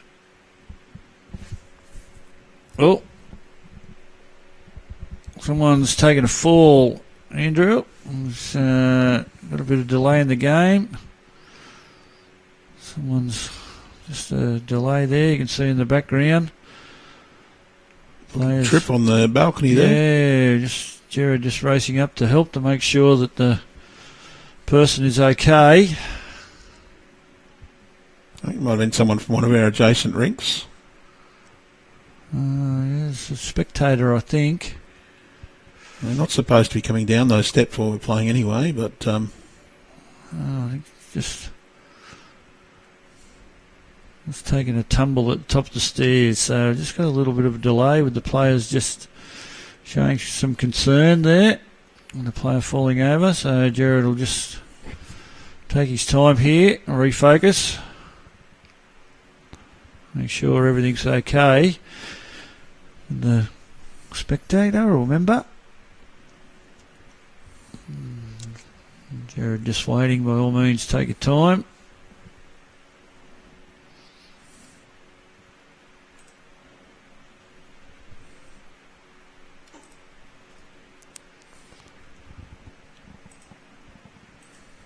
If you're in the Wollongong area. Seacliff Bridge on the little video. 17 beaches, not a bad place to go for a surf. Symbio Wildlife Park. Skydive the beach. Some of the festivals that are here. Yours and ours is one of them. Wollongong Golf Course right along the beach. So he is Booth now. Refocused. Gave that one lots of grass. Is he going to get back to the jack? He's on a good track. Just a little bit quick, I think. What a good try. Might have been a little bit of adrenaline there after racing up them stairs to help that member that took a tumble. I think if I raced up the stairs, I'd be taking a little while to recover just to get the breath back. Racing up is better than falling down them though, Andrew, I would think. Yeah, it's not a real pleasant experience. I know that one from experience. IPM, yes. Yeah, they certainly are quality players. They've got to be to get to this level. And that person now is just being helped down the stairs in the background there, you can see. And she seems to be okay. She or he, I'm not sure. Yeah, look, that's actually roped off that area as well, so I'm not sure what's going on. It might have just... I can see a bit of mop. Maybe they come out and dropped a drink. Possibly. Okay, so Kenta Treacher on his forehand. Just looking for a little trail to jack. They have a couple down there. He doesn't want to get the jack too far down the line. The two at the back closest to the centre line are both against him. Looks to be in a pretty good track here, though. Just a little slice across to the side. Well, he's in the area for the bowl or the jack, or he's got the hole, has he? No, he's got the jack. Well played. Got it back to Jared.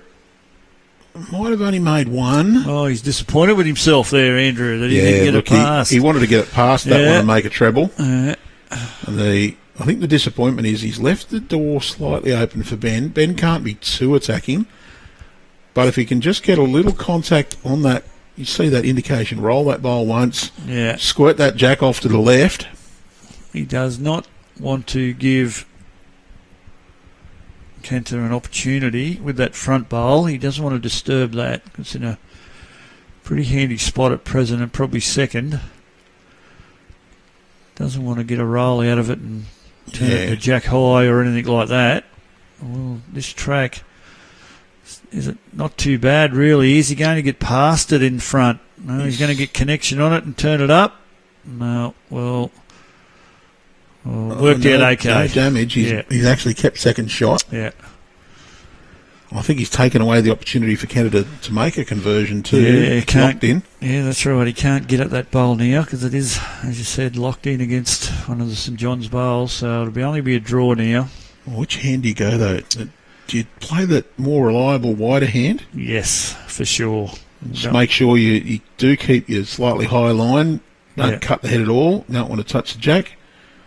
Or you follow it down on go in between the A and the B. No, he's going to go the you got to go the wide hand. You play the other hand and squirt the jack out to the left of the centre line. You're in a world of hurt.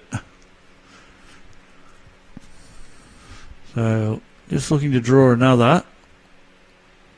St John's hold one, possibly two, but we think it's only one. If he falls in off that bowl, it'll be another counter. Well, he just failed to do so.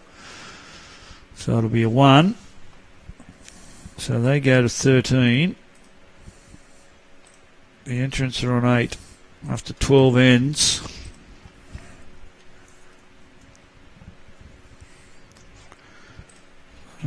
As we mentioned earlier, St John's lost their first game where the entrants had a big wind. Next door was Marylands that beat St John's, and the entrants had a win over Kingscliff. That's the game next door, the other two teams in this section. This is the second round of sectional play in the triples across our 3 venues. We've got events in the state men's, the state women, the state senior men and the state senior women, and the reserves, state reserves, all contesting their sectional play this morning, this afternoon and tomorrow morning. Semi-finals to be played tomorrow afternoon, followed by the final on Tuesday morning, before the pairs start on Tuesday afternoon. Yeah, so all the finals here on Tuesday morning, the semi-finals tomorrow afternoon at each of the venues. So there'll be 1 senior women's, 1 senior men's and 1 open reserve semi-final at each of Taraji Park Bowls and at Wiseman Park, Wollongong City. And the winners of them will venture here to play in the final. So we'll have the men's and women's final on this green here. We're streaming the women's final.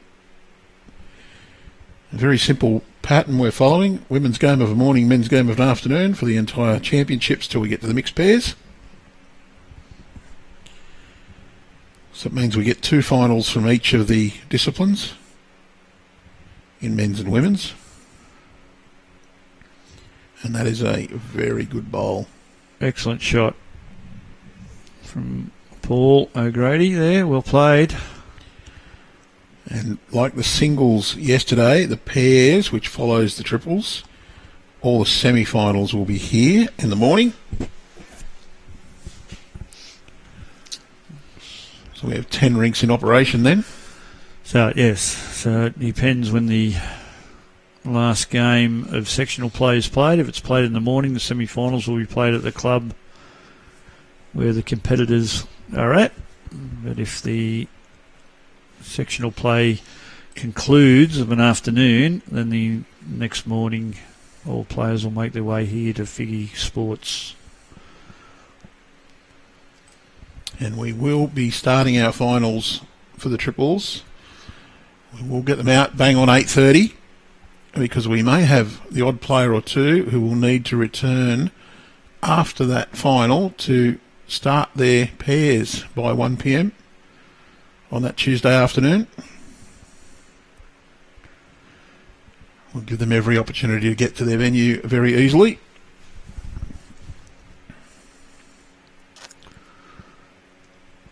So we'll be speedy in getting the presentations done as soon as those games are finished. Yes. We're keeping an eye on who's committed to both. And that's a very good effort from Bunzy. And yes, we've had that answered. The Bunzy nickname come because he was a baker in a former life.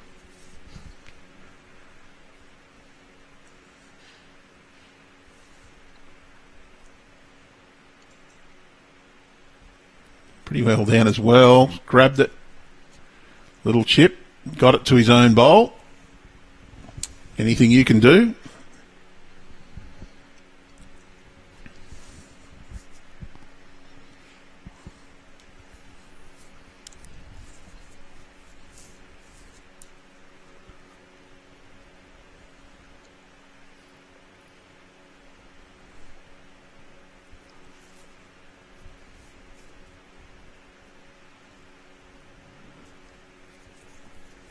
So continue up. First bowl end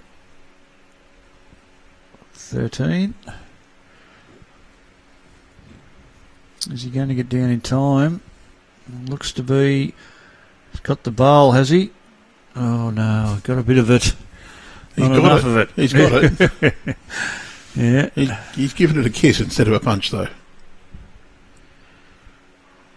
That tells you that Ben really needs to get another one in there. Next couple are St John's. Certainly does. I think St John's would have the next.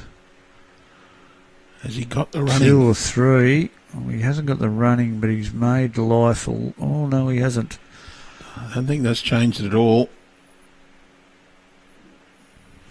Kenta needs the bowl more than the jack, though. If he gets the jack, you want to hope his bowl goes with it.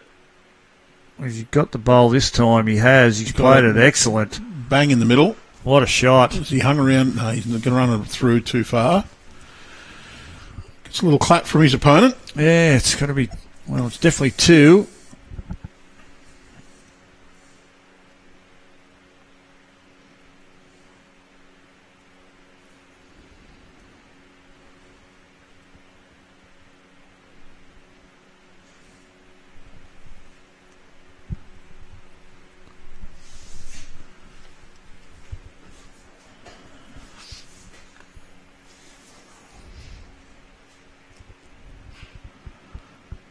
It's a very good effort from Ben.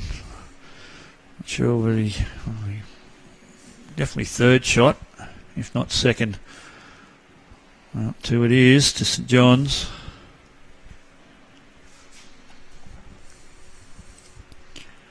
They're just easing ahead here. I hesitate to say they're in control, but they've certainly got the better of the running so far, and 7 shots in front with half the game's ends now completed, or just over half.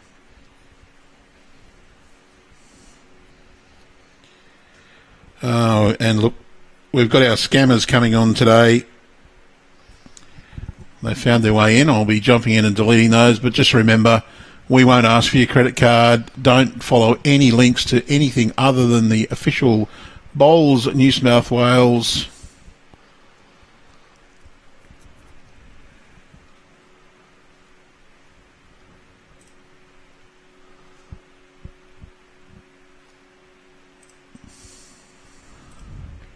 And if you want to have a go at us commentary, you can be banned as well. I'm quite happy to kick you off.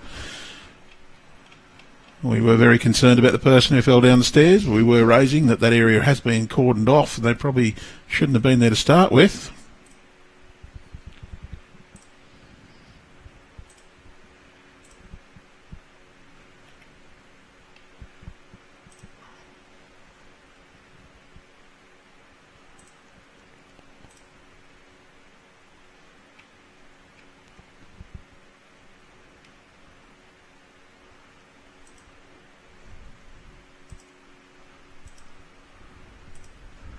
Just going through and deleting off the scammers.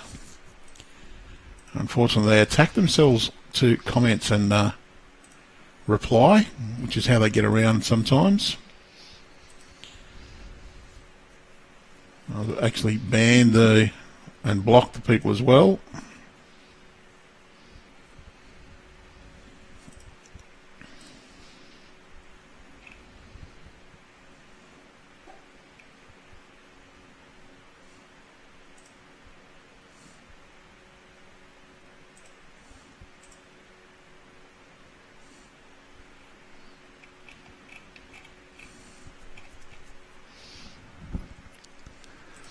So Booth on this tighter side.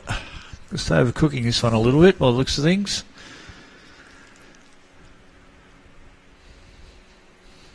You will notice we did applaud the players for their efforts in going to make sure the player was okay, the person who tripped was okay. Yes, yeah. To think we don't. I am not callous. Anyway.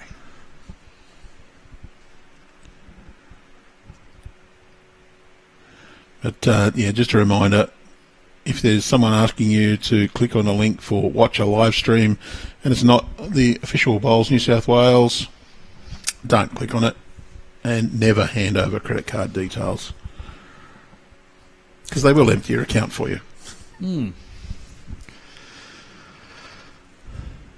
Maybe a fraction tight, this one from Jared Booth. It's depending on its weight, it might hang around enough for shot, and it's going to do that as well. Yeah, it hasn't really turned away at all, has it? Did not turn much at all there. The breeze is just holding a little more there now.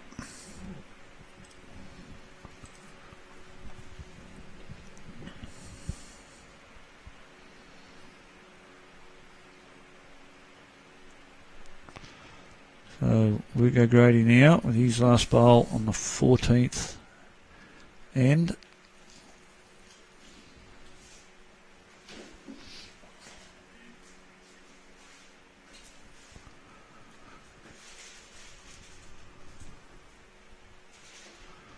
So Skips arriving at the mat to complete end 14. See what they can come up with here. Kenta straight on the wider side of the green. His forehand looking to add another to the count.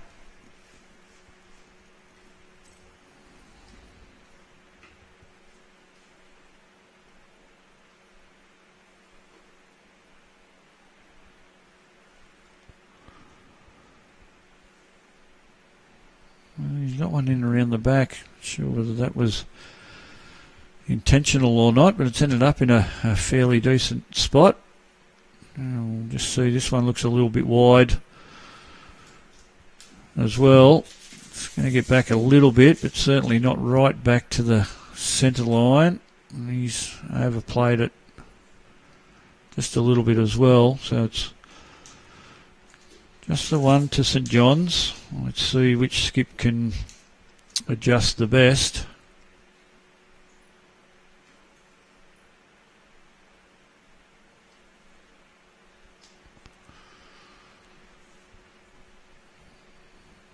It's a pretty handy bowl. Kenta, and that's, if not the number one shot, it's certainly second. So Ben Bourne a couple down, 7 down on the game, 2 down on this end 14 of 25.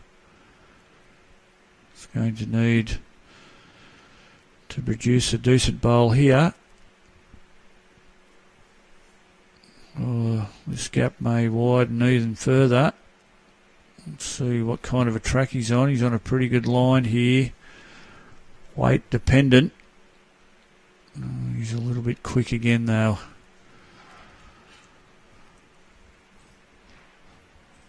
So I'm pretty sure it was 2 more to St John's. So they go to a 17-8 lead.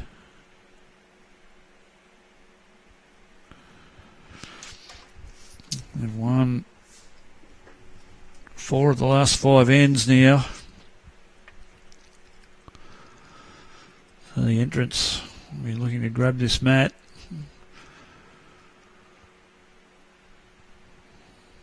Try and turn around this match before it gets way out of reach. Only 9 to diff at the moment. Still 11 ends remaining.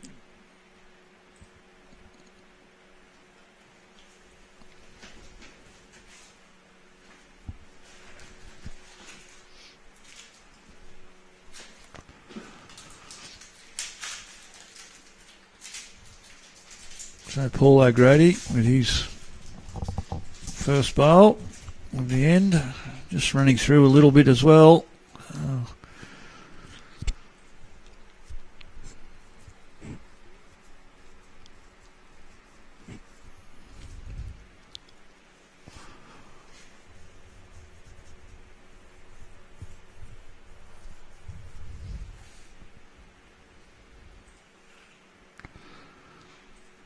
Decent correction there from Ash Mitchell. Well played. Let's see what kind of correction Paul can make here. Paul O'Grady. Guys, if you're listening, if there's any, if they're relations, Paul and Luke, can you let us know? We forgot to ask them that before the game.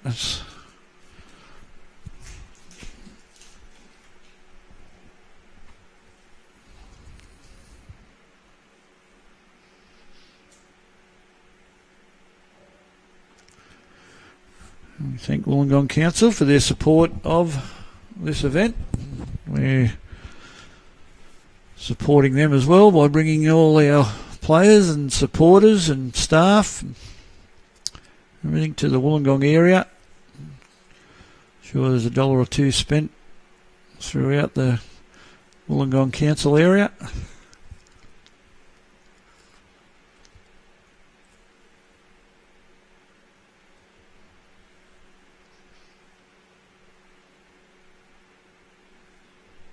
So Beath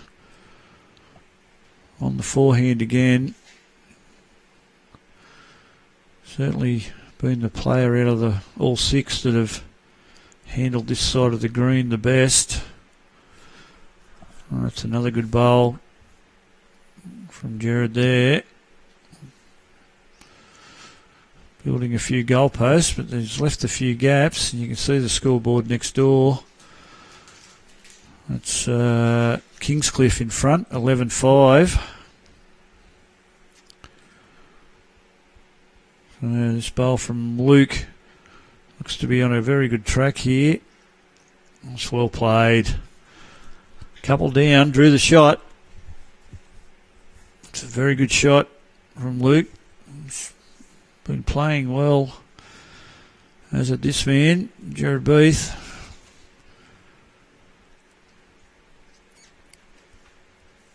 We'll see what Booth can produce now. His last bowl on N15. The Kingscliff victory on the on the neighbouring rink certainly would set up an intriguing round 3. It would, for sure. If the result remains the same here, or if St John's even get further away, that's going to chew into the margin that the entrants got on their first game. It would mean all 4 teams would be in a race to have a big win in the last round. Yes, because the entrants won by 25 their first game over Kingscliff, so they're trying to chew into that margin.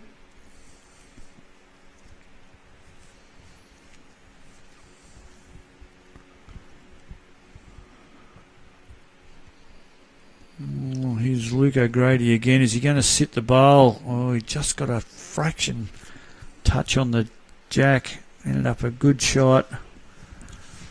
Well, didn't get a shot, but has got very good position. Certainly, holding one. It now means that Kenta can't. He has to get that bowl not on the running surface, the shot bowl, if he's going to run through. He could punch that one onto the running surface and then push it onto the jack and be 2 down. Also doesn't want to move the jack. He just wants to punch that, give that shot bowler, kick it through the hole and stay. Interesting to see what hand he plays. He could, well, he's going with the forehand, but he could go pretty quick up on the backhand as well. Even take both of them bowls out. It'd still be his bowl that's third shot, but he's on the forehand with a bit of weight here. He's got the bowl solid. That's a great shot. Oh, and got his opponent's back bowler out at the same time. Oh, dear. Well, that's a super effort, that. So, Ben Bourne, with it all to do now, that might be a little bit high, I believe, for that side of the green. I'll just scroll down a bit and we can see that. Both St John's bowls at the back there. And the other one's on the bank. On the bank, yeah. I'll just tip it back up so you get the full view of the bowl coming down. Holding a couple, best two back. So, Treacher. Out on the wide side, I think that's a good idea. Yeah. Draw down to your own bowl, and if you're just around, you lay down the other, it's good. Or you can be quick, you're going to be behind is okay as well. It's got the edge of it, no damage. May have made it a little better for Ben in one way. But no real change, still two. So Ben was a little bit quick the last one, but you want to be reaching. You don't want to not give yourself a chance by making the end, but it looks to be a better line this time if he's got the same weight, but he hasn't. No, you can see his enthusiasm. He knew that straight away. Two more. Well, that's, 4 ends in a row now for St John's. It is, yeah. And 5 out of the last 6. And they haven't just been singles either, Andrew. We've had 10 shots scored over them last 6 ends. Well, I actually have another theory too on why the score blowouts are more prevalent. Yes. In triples. There's less bowls in the head. Well, that's it. Yes, that's correct. So there's less to stop on. Yeah. More gaps. Well, there is less to hit. So if you're going to play an attacking game, you've got less target. You also only get really 3 goes at it rather than 4 or 5. Mm.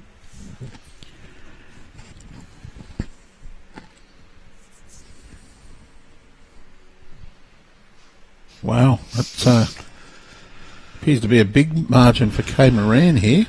Over Sarah Bonington. Yeah. 15-1 if that is correct.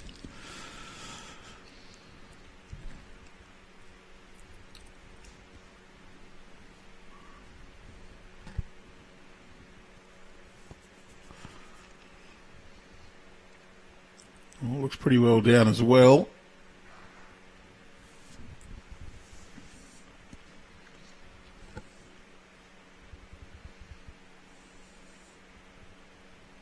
Couple of good opening bowls. A bit of a wayward one from Ashwood's first, but we'll see what Paul can produce. He's going to run on a little bit as well. Is he going to hang around and stay on at the back of the green? Yes.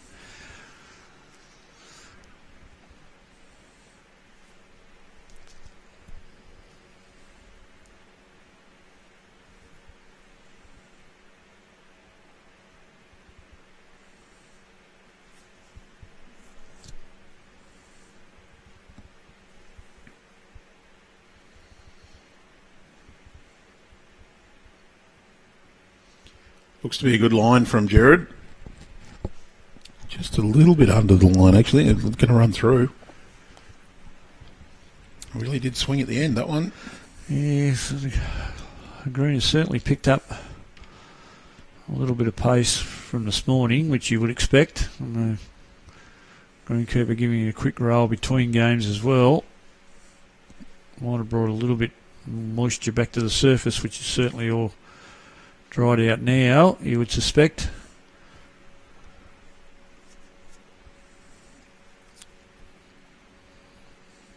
So Booth looking to add another, just trying to draw to beat the entrance bowl behind the jack, just to the left as we look.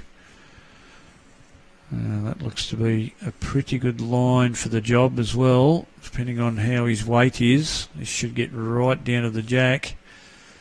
Oh, it's going to go underneath the jack again and run through a little. Just running out of the count, I think. We'll See what Luke O'Grady has to offer. Well, the Bureau's saying that we have a 50% chance of rain this afternoon of at least 0 millimetres. Okay, 0 millimetres. Beautiful. But the little icon has a cloud with some water coming out of it. Doesn't really look like the clouds are out there at the moment. It's around 7 o'clock on my phone, Andrew. They're predicting if it is going to rain. With drizzle expected at 7 p.m, it says. Yep. When you That's a see the super long shot. shot, there's not much cloud in that sky looking... Well, that's to the northwest over Mount Kira. We saw a great shot from Luke O'Grady.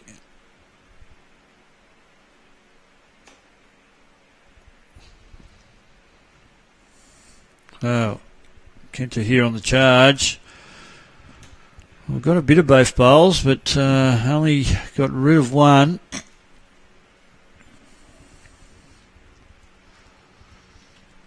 So if Bourne can get down and trail this jack a little, he can make a number here. But he needs to be under that bowl. He doesn't want to turn it in. He can work off it. Well, he did work off it. But has he turned the shot bowls out? I think he might have hung around to B shot.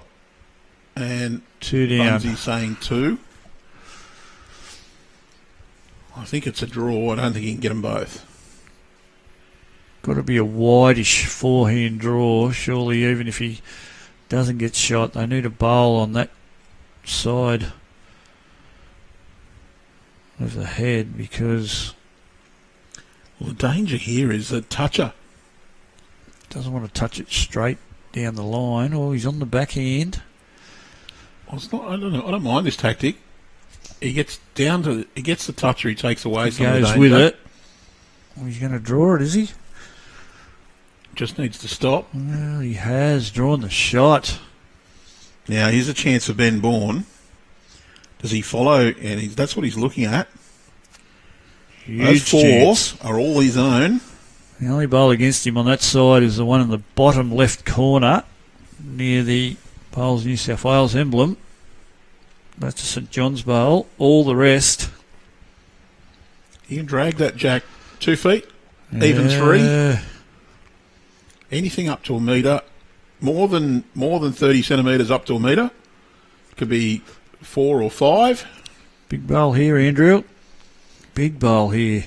And that would make a massive difference to the score line. They're currently trailing by 11. That'd pull them back to in the area. Figures. Is he going to get the bowl? He's got the hole. Oh, he's got the jack. Oh, no. What a disaster there. Oh, he could be 3. It might be only 2, but... Oh, it's disappointing. A disappointing result there. It was a great shot from Ben Bourne, but it is 3. Well, you haven't got to be bronze to be stiff. That's disappointing result. Was in the area. All he needed, the bowl would have done, the jack back would have done, but sliced the jack. Funny thing is, you and I both called it as the right shot. Yeah. So either wear mugs or he's really unlucky. Yes. Yeah, certainly was a shot to play. It was just unfortunate the way he played it. Unfortunate for them too. I think it's just putting this match into the out of reach category. 14 behind with 9 to play. We've hit Junior's magic number. 13.5 would be the number. 1.5 to end. So, a little bit of a struggle for them. They really know that now. With Kingscliff in front over Marylands, they've got to watch that result and go, okay, what's the best for us? We're on top of the margins should we lose by not many. We've got 9 ends to go. Let's win as many of those as we possibly can. Get it right back into it. That's it. That's that margin. That's when it comes into the game now, the for and against. You see that the game blowout this morning with the women. And I think the two winners from this morning are playing each other, and I think it's Belrose that had the better of Charlestown when the scores rolled through previously.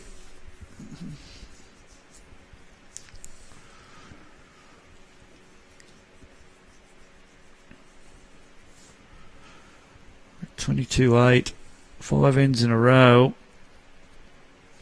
10 shots over the last 5 ends. The St John's side have scored a little bit of fortune on that last one, as we witnessed.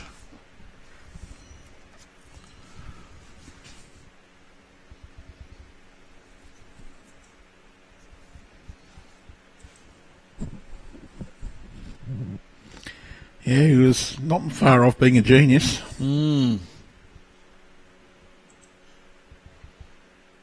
Looks to be pretty well pointed. I'm not sure whether Kent is trying to drag it on or stop it. Yeah, he's just trying to drag it towards the jack, and that's another good bowl by Jared Beath. He's played pretty well on that hand. A few have said it's just a little tricky.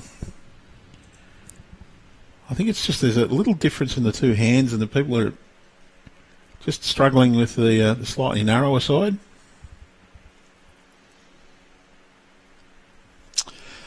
Yeah, that's right, Andrew. But that's a nice little drag back to himself. They're only one down, though. That's Ash's bowl off to the left, I think. Or is it? No, that's a green disc. Yeah, that's a green disc. That's an entrance. Yeah. So a very good trail. Either by design or luck, whichever one. We'll take it either way. Yeah. So Booth here on the back end. Hasn't played too many on this side of the green. As we said earlier, he's been very consistent on the other side, but when he has had to play, he's tossed them out there and let them drift home. And this one's just going to run through a little, is it? Yeah, just a fraction too heavy. Handy position though. And you skip something to work with. And see Benny there, just letting Luke know to same idea as Beath. Just a draw on the. I'm not sure whether that one's wide enough. It might get away fairly quickly here. It might wreck on Beath's front bowl here, yeah, or even underneath it. On this one, you've got to be outside that the black centre line off to the right. You've got to be out there for sure. At least outside the red line.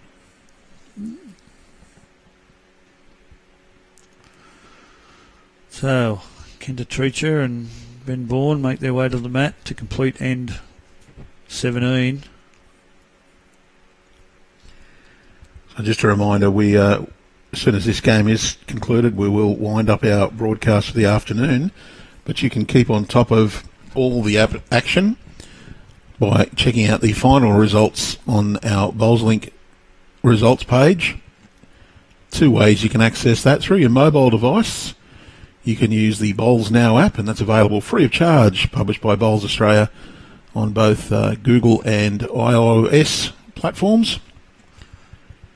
Great effort there from Kenta, just sneaking underneath the jack through the hole. Beautiful weight for the job.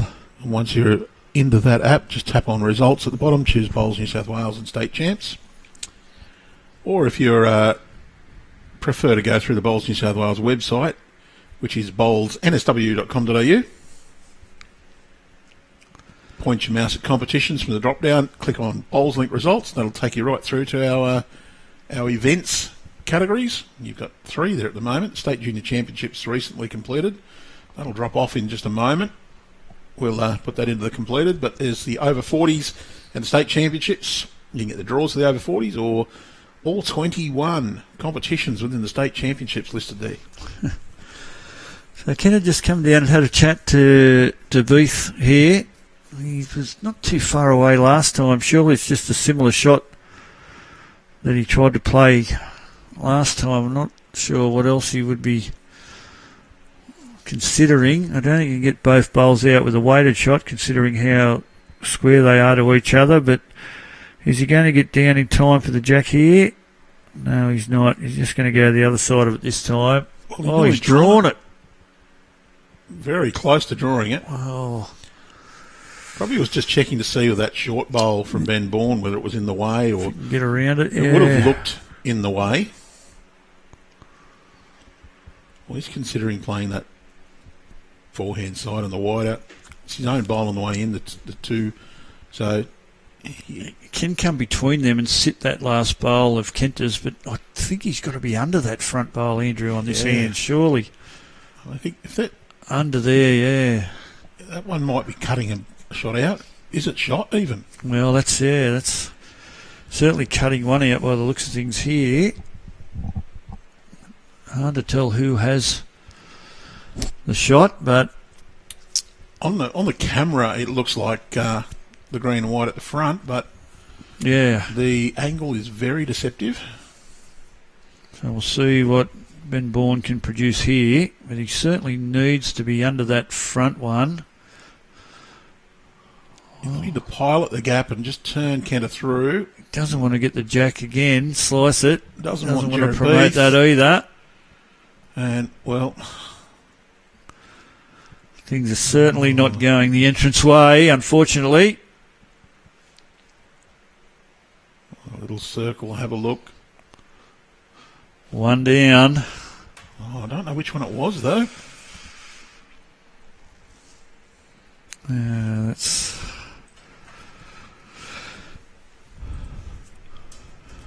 But the Saints certainly taking a firm grip on this game, indeed. plenty of luck for the entrance, but it's all bad at the moment. Well, the Albatross always says if it wasn't for bad luck, I'd have no luck at all. Yeah. So you see the scores rolling through of all the other games going on. They'll get updated as the games go on. Some of them obviously haven't been updated for a little bit. There's a lot of games to get through.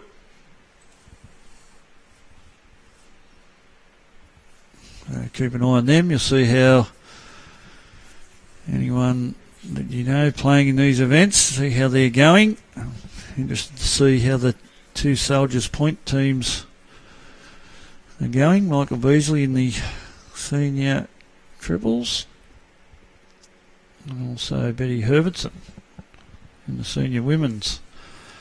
Both club mates of mine, so I'm interested in seeing how they're going.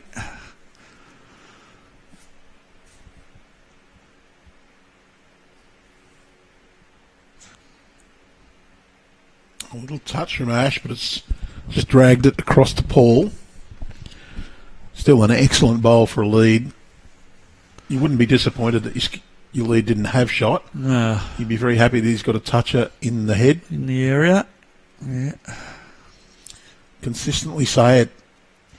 A lead doesn't have to have had shot to do his job. It's nice if they do. But bowl on, bowl just behind is always considered perfect leading. Front resting, back resting touch is probably a little overkill. But in fact, in some of the games, I think a skipper would be disappointed if a lead did have two touches sitting right next to the jack because it presents too big a target. Well, if they did it 21 ends in a row, I think you'd be happy. Yes, if you got the opposition driving, Andrew, your team's doing something right.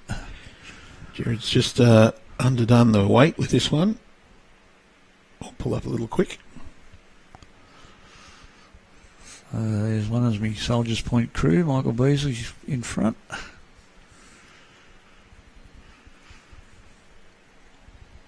The team that beat them this morning, the team from Evans Head, are just trailing narrowly.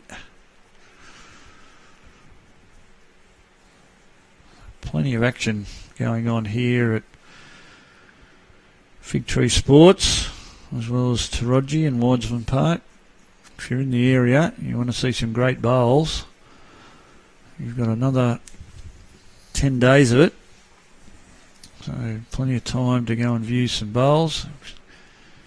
Get down after work if you want to see the end of the game, or if you're lucky enough to be retired or not working, get out to one of the clubs and have a look at the best bowlers from throughout New South Wales taking part in the state championships 2022-23 version. Tanya O'Grady, Dave Buttery, John Muir, all telling us their father and son. Okay. I'm guessing Paul's dad. Good observation, Andrew. He looks to be just slightly more distinguished. Yes.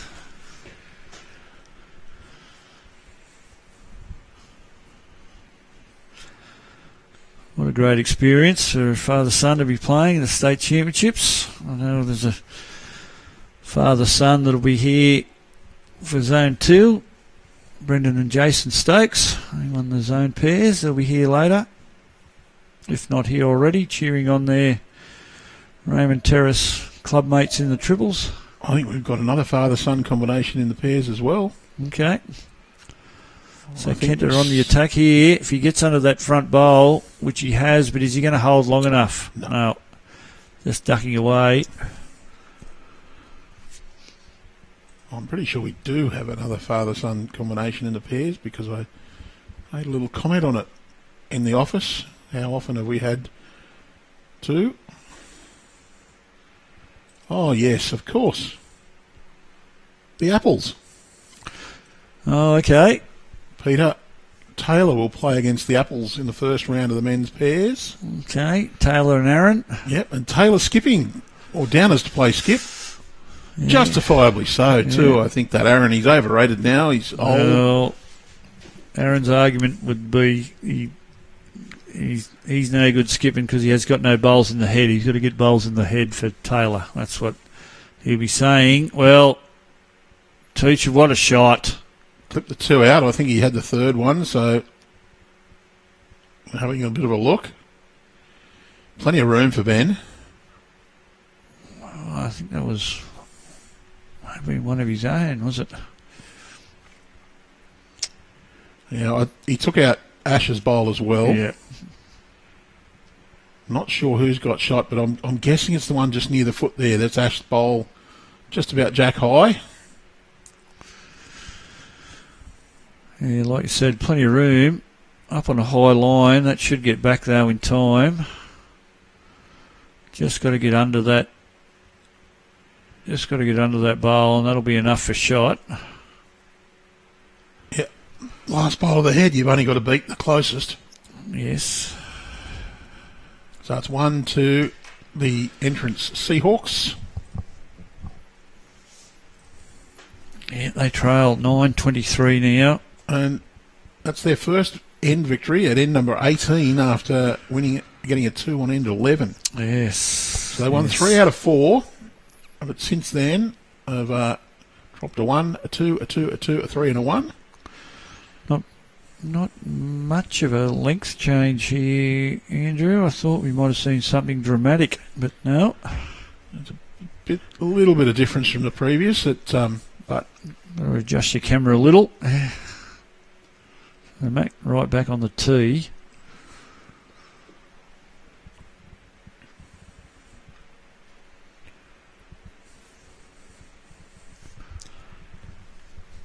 The conditions out there probably not quite as bright as they have been. A little bit of dull, although as I say that, the sun shines through. A bit of that cloud cover coming over with that light drizzle of rain predicted at 7 o'clock. Well, we are 10 past 3, so that you'll notice the shadows are starting to get quite oblique. Little length. You notice it on that bowl and the jack that the sun is setting towards the western side, and of course the escarpment there, we do get slightly earlier sunset in the Illawarra than, or darkening, than a lot of other areas. You go out west of the sandstone curtain, you get a little bit more light in the evening. There's a couple of the clubs that are nestled a little closer to the escarpment than we are. You know that from about 3:30 it's going to start to shadow the green. All right. Especially in this time of the year. Coromel's one of those. It's a little bit closer to the escarpment than we are here. Wiseman Park, perhaps just a tad. We are in a fairly narrow strip of land between the escarpment and the ocean.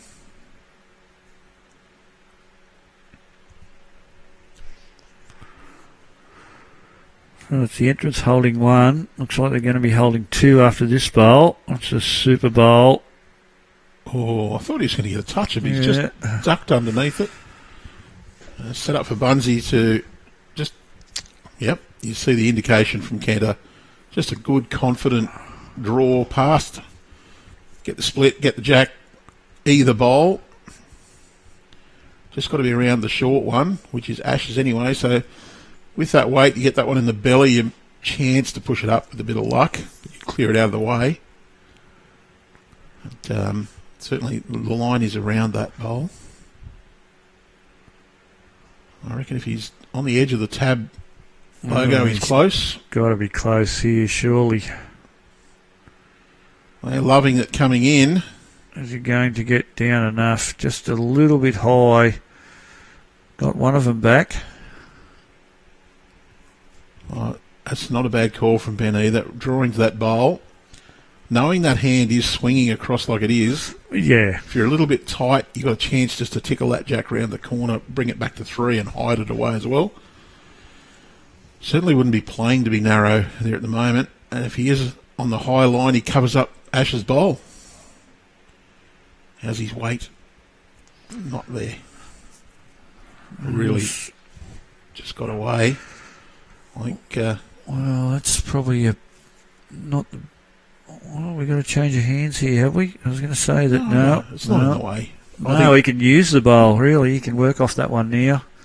Nothing worse than dropping a bowl in short and seeing your opposition work off it to get a result. So if Jared happens to be a fraction wider, he can use the inside of that last bowl that cut across the head to get back to the bowl or the jack. I'll ask you, Chapeau, would you stand on the inside or the outside of the mat to play this shot? I always stand on the inside of the mat regardless of what. I never move around on the mat, Andrew, so it's hard enough getting me line and length without me feet moving and changing me line. So yes, I never stand anywhere different. Although some of the players that I watch, Sam Lagusa is a classic at it. Watching him use the mat, he's magnificent. Well, sometimes when playing on a green that's got a fairly tight side, I'll stand, especially if I'm playing my forehand, I'll stand on the outside of the mat on the tight side. All right. It just seems to mean that the bowl will turn that little more reliably. Yep. Might be something in between my ears more than what. That always helps. But I tend to stick on the same spot all the time as well, unless I'm looking at that sort of thing. Yeah, right. And usually it's that little reaching shot where you want it to turn just at that last bit. And Kenter's going to stay on that same hand. He's got 2 seconds here now as well. He has. Well, he's out a bit high and he knows it straight away. He's at the edge of the B. That's too wide. Doesn't want to get down and turn this other bowl in, which he has done. And... well, we might have made 3 against him here. I think so. And I like the call there, draw to that bowl. Especially if you happen to get past it. There's a bit of traffic there in the way, but I think, well, you can swing down to it. Or do you just go right to the back? Well, that's the other thing. You got nothing. I'm not sure who it is hiding in behind Ash's knee there. Yeah, I think it's Ash's bowl, actually. Well, it was at the Kenter's bowl that turned in the shot. That's the blue and white. Yeah, I think that was Kenter's bowl that turned in the last bowl. It is. Ash is short, up to the right, and just past Jack High to the right. Yeah. Jared's the 2 blues to the left. Yeah. So everything else on the green is the Seahawks. Well, having a good think about this. Yeah, it'll look a little ugly there trying to get around those bowls. That one there is quite short. I think you want to come around it, give yourself a chance. Well, like you said, even if you get past, it looks like they're going for a bit of insurance here. Give yourself a chance to get down towards that bowl, but knowing that if you're going to miss, you're going to miss a little bit on the long side. Well, he's going right around here. Yep. Right to the back. That's smart play as well. I was encouraging it to stop. We're assuming it's stopped on, obviously. They've got the low 5 there, so... All right, so he's got a couple of options. He can go big. Is there a chance to get all three? If you get the inside of the front one, can it get all three without moving the jack? It'd be a low percentage. Yeah, with the score 23-9, I think we just... The kill would be more likely if you go big weight. Or you can just play 2 or 3 feet to it. Yeah. Any contact on anything cuts it down. Yeah. And poke the jack through the hole. Chance to get 1, 2 or 3. We're going fairly big. Well, is he going to get some kind of result off... He gets the split. Jared's he's got a chance. Well, he's got rid of 1. Got 1. It's 2. I think that's what he was after. The entrants would be happy to pick up another double. It's 2 in a row for them. Consecutive ends.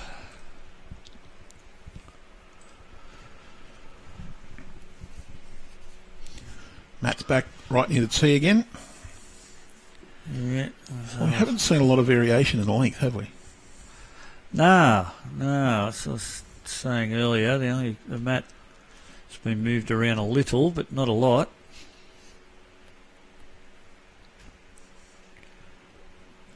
I don't think we'd had many ends under 2/3 length.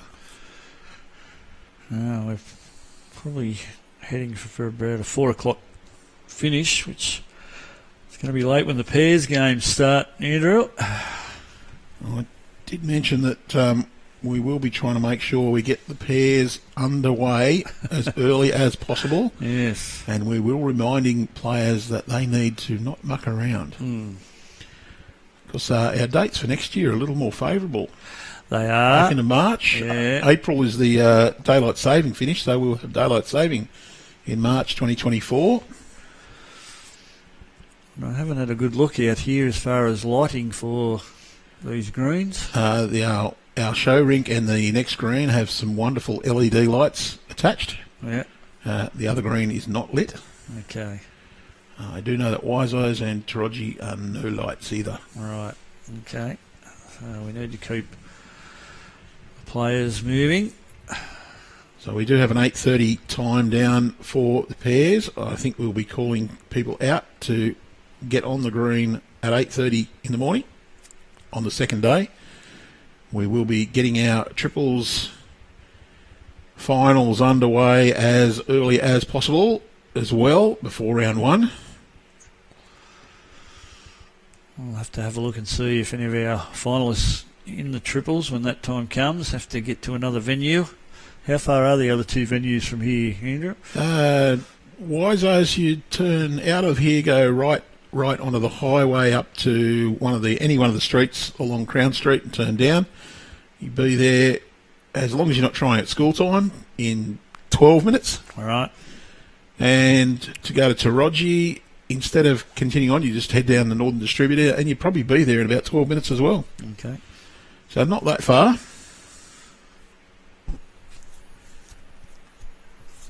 But like anywhere else, if you go at the wrong time of the day... Yeah. That's a great bowl from Luke. I think it took me about 12 minutes to get here this morning, 12 to 15. Yeah, it's been taking me about 15 minutes to get from Bulleye down to here. I tried to do that at school time because I have 1, 2, 3 schools not that far from my house. I wouldn't even get out of Albion Park.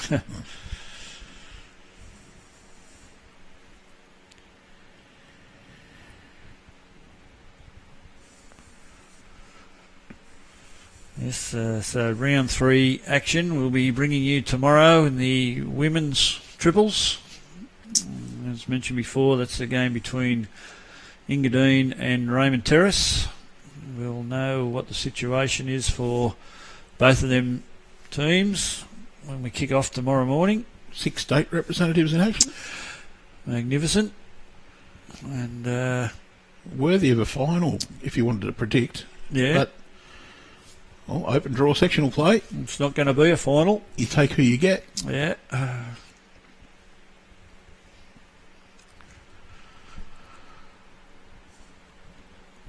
So as we said earlier, with the entrance with a big margin in their first game of 25, they were trailing here by 15. They've started to peg that back a bit, back to 12. We've seen the Kingscliff score recently. Yeah, there was only about 5 in it, I think, Andrew, the last time we had a look, but we'll get a look when we turn around and we have the players, when we show the players on the mat, we can see that scoreboard in the background. So Because the Kingscliff result is a huge one for St John's Park. it is. And, well, as you said, can keep everyone alive. Well, we could end at round 3 with all 4 having 1 win. That's right. That's another good bowl. And then it'd be Born. a battle to see who could fight out the biggest win in round 3. That's it. So Kenta Treacher. Is he wide enough now? Already to signal from Jared. He's under. Laying the Booth bowl down, but still 2. When that arm goes up, you know they're trying Yes. to push the ball out. Exactly. Bit of telepathy. Stay out. Doesn't work. We're just having a look to see if that bowl, the Booths, the blue bowl, whether it's holding out any, but now that other bowl's there as well. Having a look whether to attack that bowl. Okay, there might be a change of hands here, just looking to slice the jack to the left of screen. That's all the entrance bowls on the left-hand side of the centre line. Obviously all the St John's bowls are on the right of the centre line. Well, can he get underneath Jared Booth's bowl out on that narrow side? No, well, he's sticking to the forehand, so he probably needs a bowl to play across the head, to be fair, because he's going to give St John's an opportunity here. He doesn't want to get the jack. Well, he's underneath. That's going to end up not too bad, really. But there's an opportunity here now.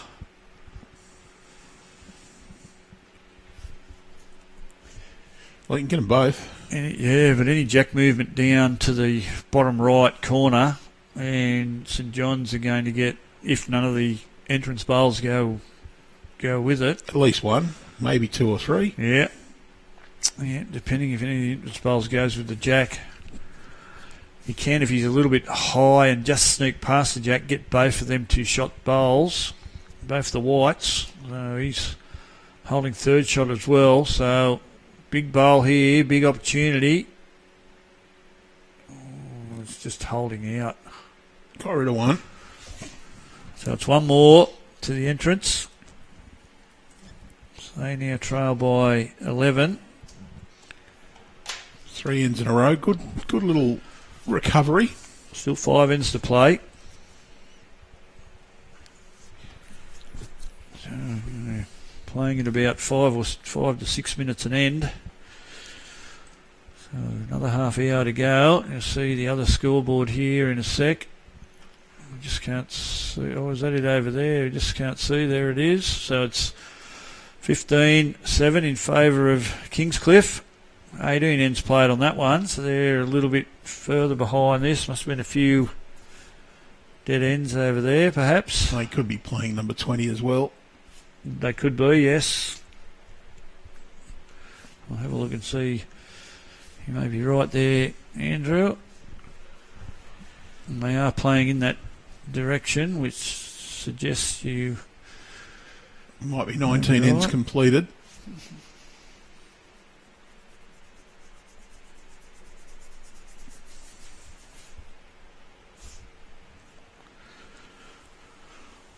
So 5 minutes to go, 11 shots required. As I said, we do see some big scores in the triples game, but You'd imagine, though, they'd nearly have to get a good multiple in the next end or two. yeah, I'm not sure where the first bowl of the entrance ended up there. I can't see it on our screen, so whether it's in the ditch or we might have to get a shot from our side camera to see where the bowl ended up, if it ended up in the ditch or at the back of the green there.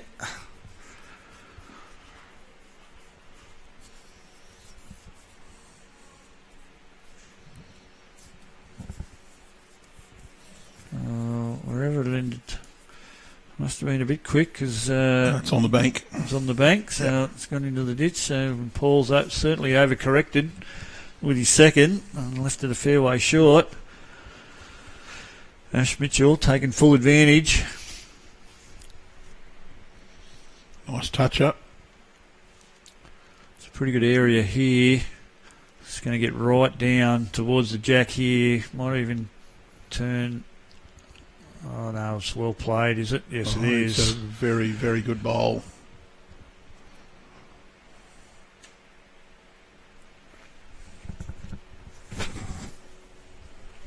It's played well, Luke O'Grady, I must say. He's on a losing team at present. He's certainly been my pick for that side. Still a few ends to go, but Jared Beef certainly played well. As I said earlier, it was the player that's picked this side of the green the best as far as line goes. And that's why. Here's an example of it. Just going to be a little unlucky and punch there. that one back. But the 2 seconds have had a ding-dong battle. Good thing for Bunsey there is he sat on that bowl. There's an attacking opportunity here. You can even use weight that'd lose the bowl, but if you give yourself a good little whack on the back, another one will shoot through, and being a toucher, you roll it towards the ditch, doesn't matter. Yeah, exactly. Not too badly down here either. Oh, he's played another ripper and another. I just thought it was gonna run going to be through. another toucher. Yeah. Good home.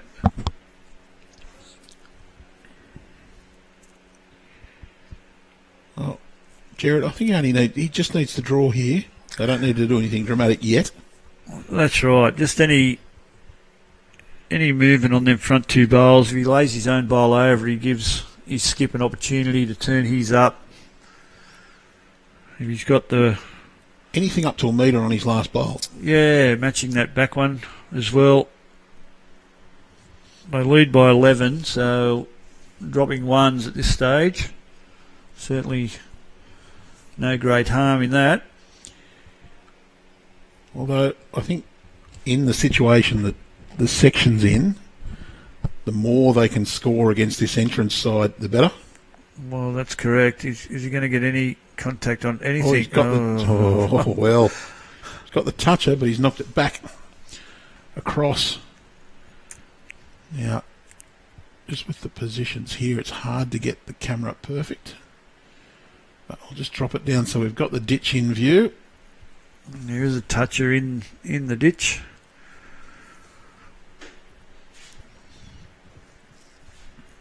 We might get a side-on shot and show you where that toucher is. We'll watch the delivery and then I'll swap it around as we come down. Okay.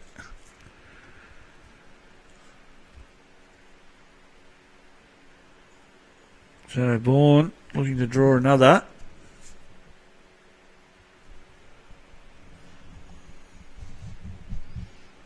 Has he sent it? No, he hasn't. Yeah, I'll be disappointed with that. You can see Jared Beath's toucher just under his right shoe. Yeah, okay, so you can see it there sitting in the ditch. So Try and get that up on the screen for you. So Kenta looking to make contact. He's got the jack into the pit, has he? He has, right onto Beef's bowl. Yep. What a shot. A little bit fortunate to get a rub there, but he was in the area anyway. You see, he was going to get a bit of the jack, but he got a little straightener, enough to turn the bowl or the jack into the ditch. That is a very good shot, and his bowl. I've got the inset there. I'm just going to try and zoom that in a little bit. There's a bowl just on our big screen. There's a bowl just behind the emblem, the Bowls New South Wales emblem, which is the one off to the right of screen there, and that's an entrance bowl. Yeah, it's got a bit of green on it. I do think it's very close to 2 shots though. Well, the 2 touches in the ditch, it's certainly, yeah. Well, if Kent is looking for that green bowl, it could be a good indication. Well, he is giving it a red hot go. Or is he going to get down too quick, or is he just trying to draw? No, he had the weight to land the bowl.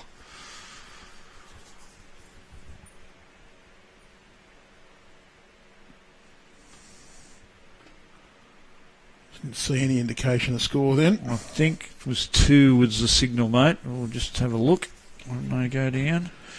But it's certainly a score to the entrance. To St John's. Oh, some great bowls at that end.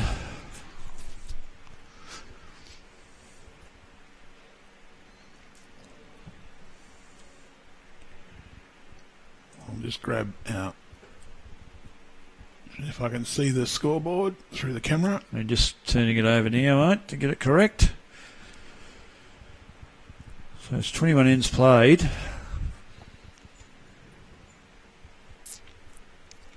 $12.25, I think it that was said. 2, yep, 25.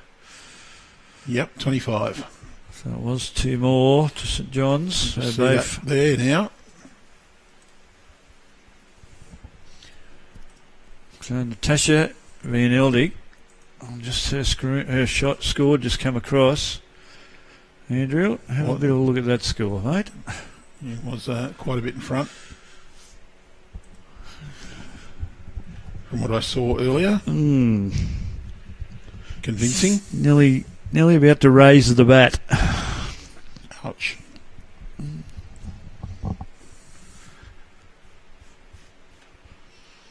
Came in well in front of Sarah Boddington there, 25-8 after 18. The scores rolling through. Wagga Rules trails Pottsville, 25-12. Very good shot from Ash Mitchell. Nathan Dawson, a big lead. Well, Raymond Terrace were a fair way in front there. Kempsey Heights pegging them back. There's a close one. Gunnedah Mudgee. Plenty of ends to go though, so that score will be updated soon, I would imagine. Engadine leads Lavington.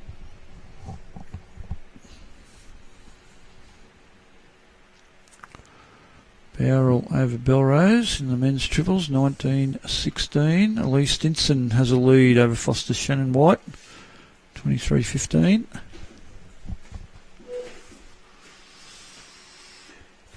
Kingscliff Marylands, that's the game alongside us, so that score hasn't been updated for a while. We might be able to do that one ourselves. Jared Beef nearly just falling out there, maybe part of the count, not sure. It's a good attempt from Luke O'Grady. He looks to be on a pretty good line again with this bowl. He's going to get down in time for the jack. Might find the hole. He has. Well, stayed up. So Evans Head, I know they won their first and they lead 18-15. Was a close game there in the open reserve triples. Ballina 15 all. Camden leads Tuncurry Beach 17-8. See all the scores rolling through there. Betty Herbertson from Soldiers Point 33-10. That's a bit of a local derby. Belmont against Soldiers Point. So Jared Beef just a bit of a higher line.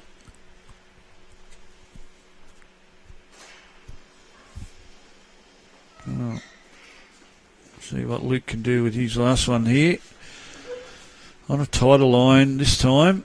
He's got the same amount of weight. He should be in the area for the jack or a bowl, and he's gone through again. He's going to rest on his own at the back, so he's got a couple of bowls together there at the back of the head.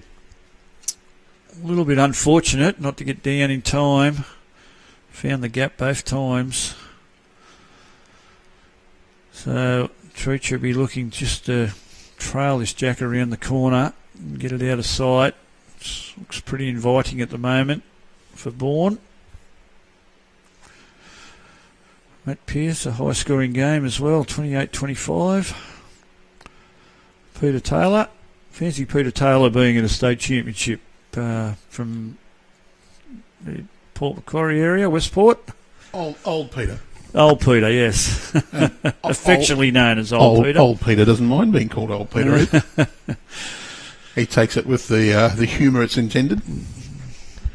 That's not a bad bowl from Catter, actually. It's a excellent bowl. A little bit of protection. Let's see what Benny Bourne can do. He's on a pretty good path here. If he grabs this jack, he's going to get it on a bad angle again, is he? Well, he's got the shot out of it, though. Yeah, got the shot. Be happy with that in one way. Would have much preferred to strake it back to the... jack only.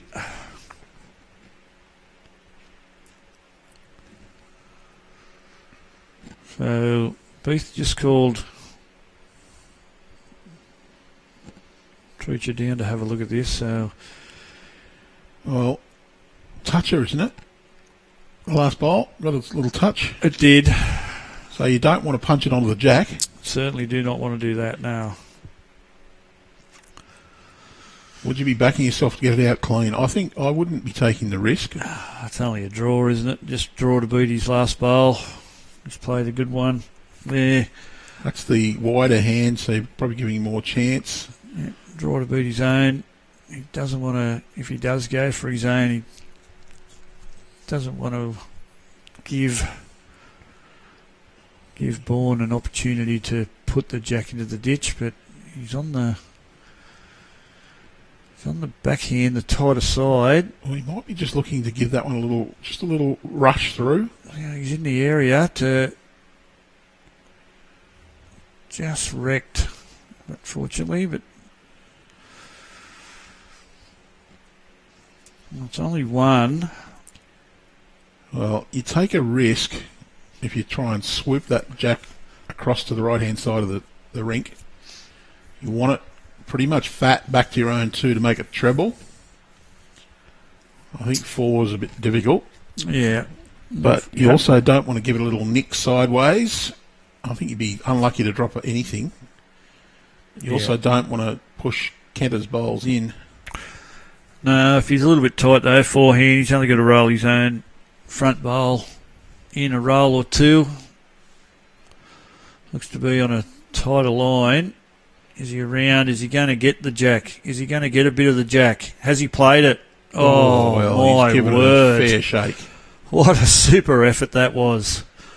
It'll be a 1 to the Seahawks. It is. 13 plays 25.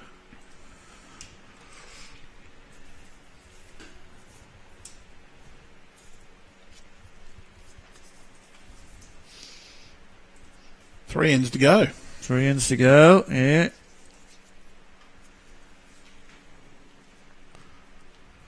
Well, you were after the Soldiers Point in the seniors. Yeah, there it is there. Up by 6 with 6 to go. Yeah, they lost their first, and it was Evans Head that won, that beat them, and the Evans Head have got their nose in front over Dick Thornton from Central Coast area. So Evans Head to be in the box seat in that section, but if you want to know how your area is going, jump on the Bowls New South Wales webpage, follow the links to the state championships. You can see other links to the bowls link, or see the draw and the scores, and see all the scores from the singles that are in there, previous games. The draw coming up for the pairs and the fours and the mixed pairs. All happening. Mark Abercrombie. Hello, Mark. Thank you for your hospitality at Foster when we stayed in your motel.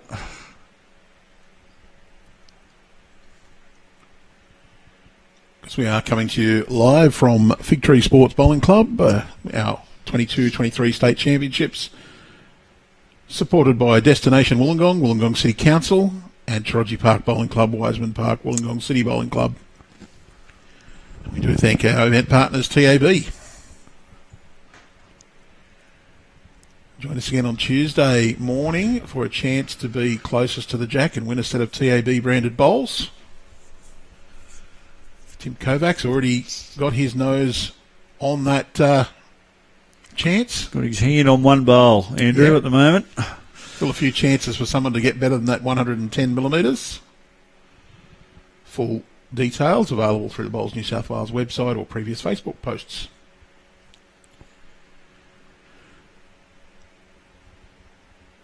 If you are watching on Facebook, we do thank you for watching on. You can like our page, and you can also choose to get notifications when we go live. We're also streaming through our YouTube page. Just search Bowls NSW on YouTube. It'll allow you to Chrome or to cast to a big device, a lot easier than Facebook. And just a reminder that if you do see a link to a live stream in the comments, don't click on the links unless they're from our genuine Bowls New South Wales page, and certainly never hand over your credit card details to anyone on the links, on the comments, because we don't ask you for any money.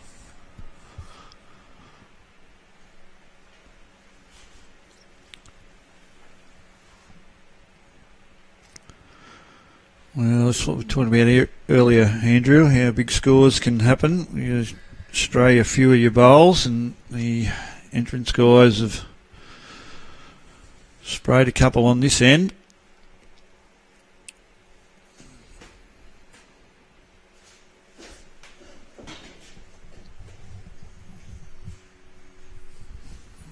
See what Boots can do here.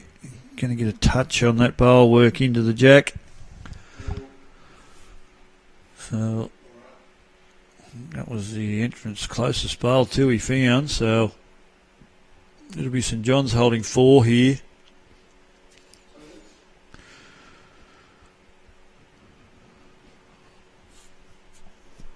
They lead by 12, only 3 ends to go.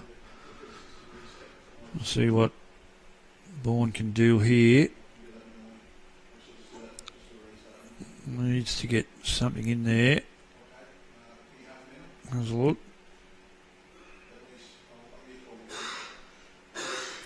Is he wide enough? Is he around the front?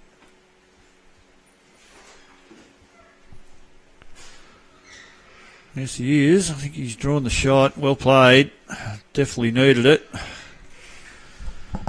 There's no real need for Future to attack this, really. He can if he wants, but looking for the shot bowl. He's a little bit tight. Going to get one of his own. Is he going to get it onto it? Well, he has got one at the back now, so depending if that bowl stayed on, I think it no. Looks like it's getting picked out of the ditch.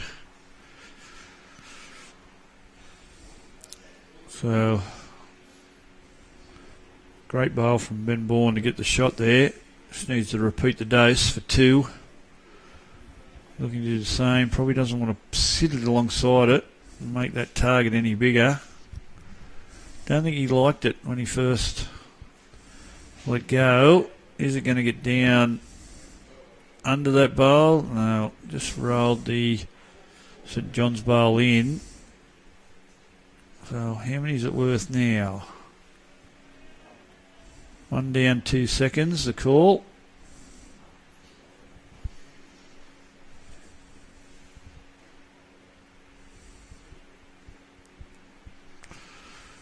down 2 seconds. Nothing behind. Nothing right behind, so...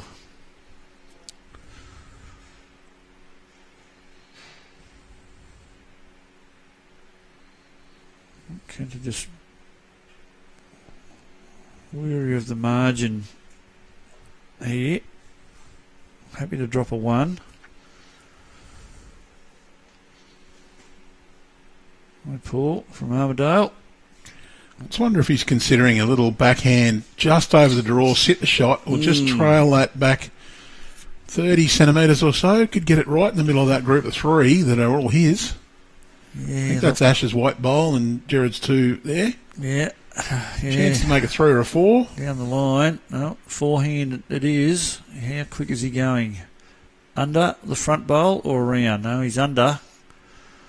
How's he going? Is he going to hang on? Yep, got it in the bang in the middle. Oh, not quite in the middle, Andrew, but good enough. Good enough, yeah.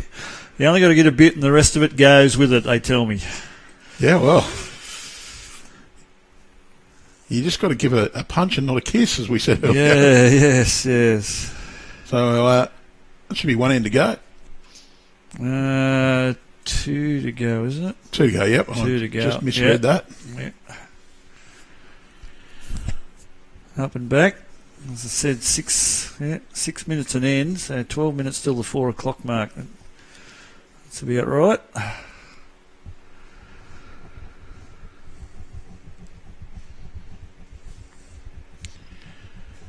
4 o'clock's about the time we start to get a little fade of the light, but still plenty light enough to keep playing for a bit longer after that.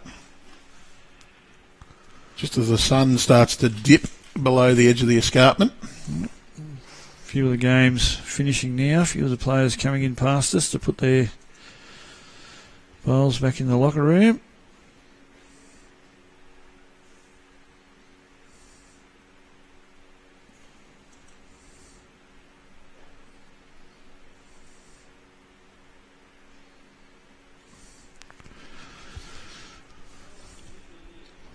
Well, there's that score. Both Ian Johns and Natasha Van Eldik have both had big wins.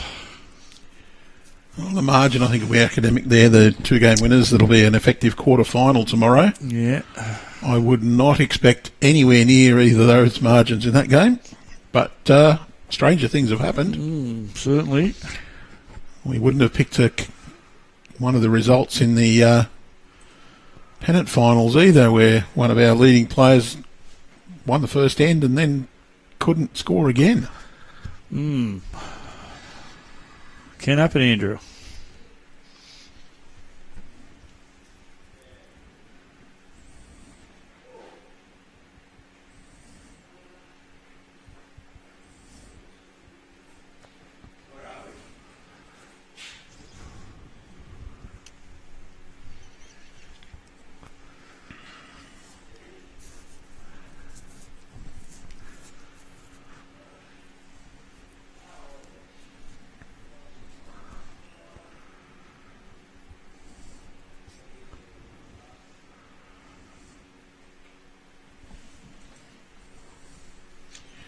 Pretty well down from Jared.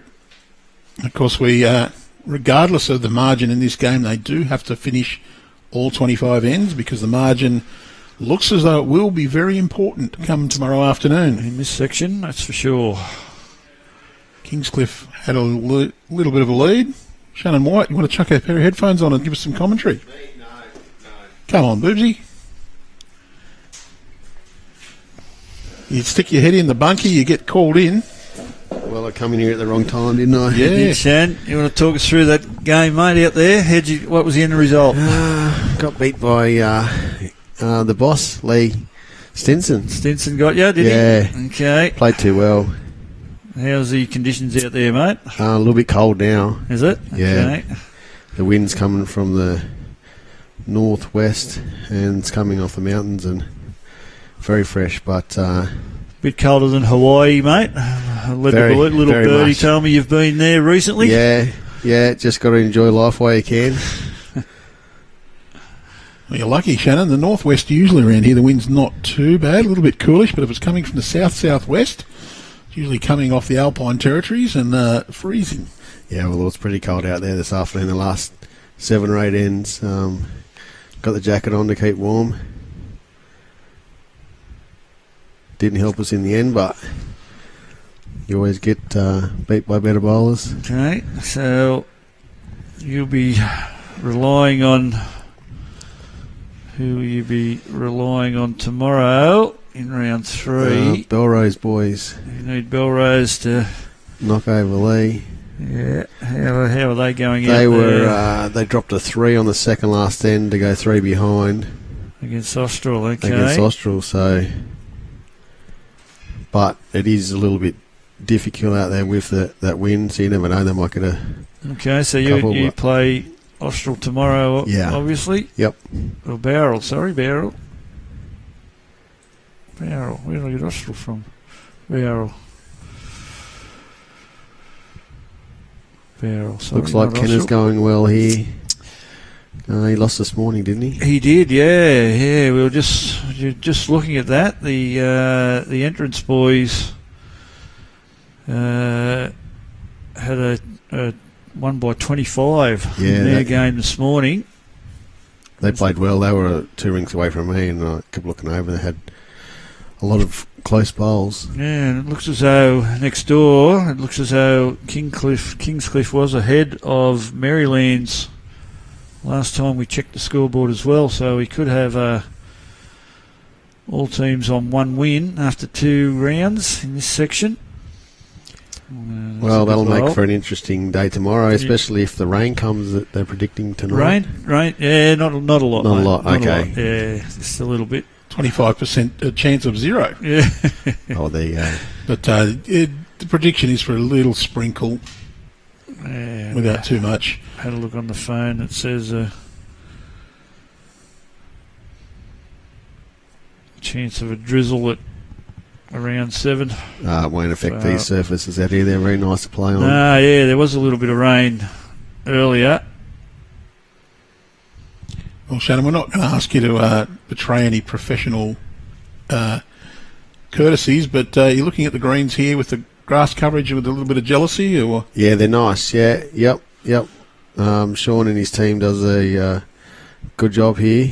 4 greens to look after. He's always can be challenging, but no, he's got a lovely surface on him, and Well, you've got a tougher job. You've got 4 full greens, not 3.5. yeah, but still you do the same work. So, Yeah. But pretty very good grass coverage on these greens, especially since we're pretty much in the heart of the hibernation time. Yep, they're nice and clean, not much disease in them, and running nice and true as well. So Ben Bourne on the attack here.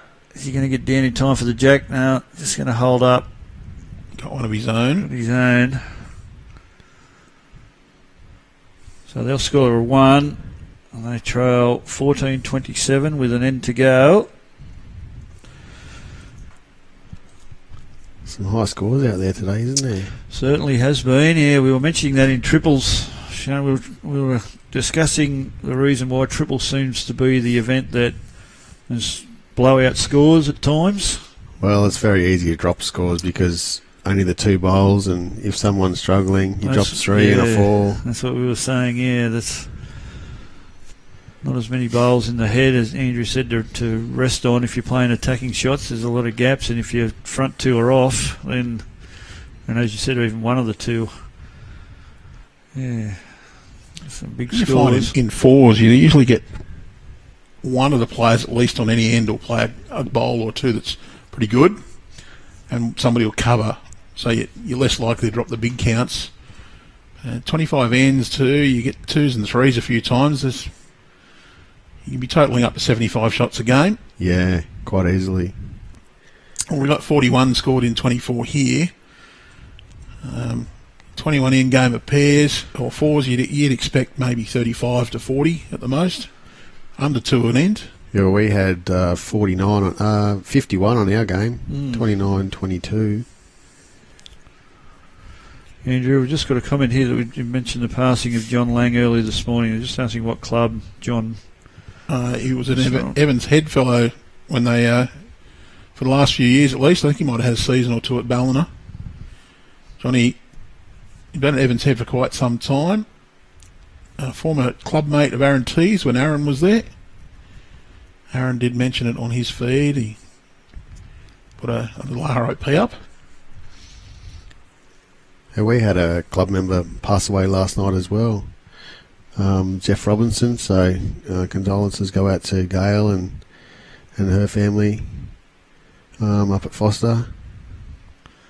He was a well-respected bowler and did help around coaching and in the bowls office, and done a bit of help up there when the ones were there a few weeks ago as well. So be sorely lost. Yes, it's a sad occasion. Thoughts go to the family there. And speaking of the ones up at Foster, mate, what kind of condition did we leave the greens in after that? Oh, they okay? Yeah, they were good. Better than the year before, mate. A little bit of rain. Well, all that rain. Wow. No, it was good to have everyone up there. Hope everyone enjoyed the 3 days, and well, you could have enjoyed it a little bit better, Shippo. Could have, mate. Yeah, the Raymond Terrace boys are just too hot. Yeah, and that little bit of rain there halfway through the game just changed things too, didn't it? I don't think that actually helped us. It brought us back into the game during the final. We were chasing our tails a bit at the start, but we come back at them and poked our nose in front and had some really good opportunities late in the game, but just couldn't get over the line. But well done to them. They've been knocking on the door for a while, the Terrace team. Yeah, and to win the twos as well. And yeah, that's a remarkable effort. And the inaugural winner of the men's Division 1. Yes, yeah, that's right. Big year for the Terrace, the Jets. And Shannon, thanks for inviting Shippo the chance to talk about the Newcastle clubs. I think he's managed to avoid doing it so far. I'm amazed by his self-control. I didn't want a big note how good Zone 2 were going, Andrew, at present, but now you've mentioned it. Well, he's just got to be professional and share the love. Exactly. I think it does just highlight, though, the little change to the ones that was made a few years ago to the conference system. I think Newcastle was one of the areas that benefited. You've got a bit stronger weekly competition, and the quality of the players. You picked up a couple as well, which has just boosted that competition. Harder week in, week out. So the big change for us was delaying the start to tie in with the Metropolitan and allow us access to some marquee players, because I'm sure if we never did that, and Aaron Sheriff would have been playing for a Sydney club and not Raymond Terrace. And certainly makes a difference. What a draw 100%. Card as well. Yeah. The crowds we got at some of our Grade 1 matches this year. I haven't seen people at bowls events like they were pennant games like that in my time of playing pennant. It was magnificent. A great promotion for the sport in your area as well, and a great draw card for the clubs to get people along and patronising and being at their games. Certainly was. Well, hopefully they'll keep coming back. And last end of this game now being completed. Looks like Kenter will get a single, maybe a double, maybe a triple, maybe a quadruple. Thanks for joining us too, Shan. All the best in your game tomorrow, mate. Yep, good luck with the rest of the week, and I'll be around if you need me. Certainly, mate. Yes, we'll grab you. No problem. Right. So thanks, mate. I think that wasn't multiple, but it does confirm a victory for St John's Park Saints. Thanks, Shannon White, for popping your head in. You've shanghaied him in. Thanks, Shippo, for your commentary. We do thank our event partners, TAB, and our sponsors, Destination Wollongong, the Wollongong City Council, Victory Sports, Taraji Park Bowls and Recreation, Wiseman Park, Wollongong City. I look forward to your company again tomorrow morning, Shippo, with what we reckon will be an effective quarter-final clash. Certainly will. Engadine versus Raymond Terrace in the women's section. Promises to be an absolute belting game. We hope it lives up to that promise. But in the meantime, it's good evening for today, and look forward to your company around about 8:30 a.m. tomorrow morning. Cheers, everyone. We look forward to your company then. Good night.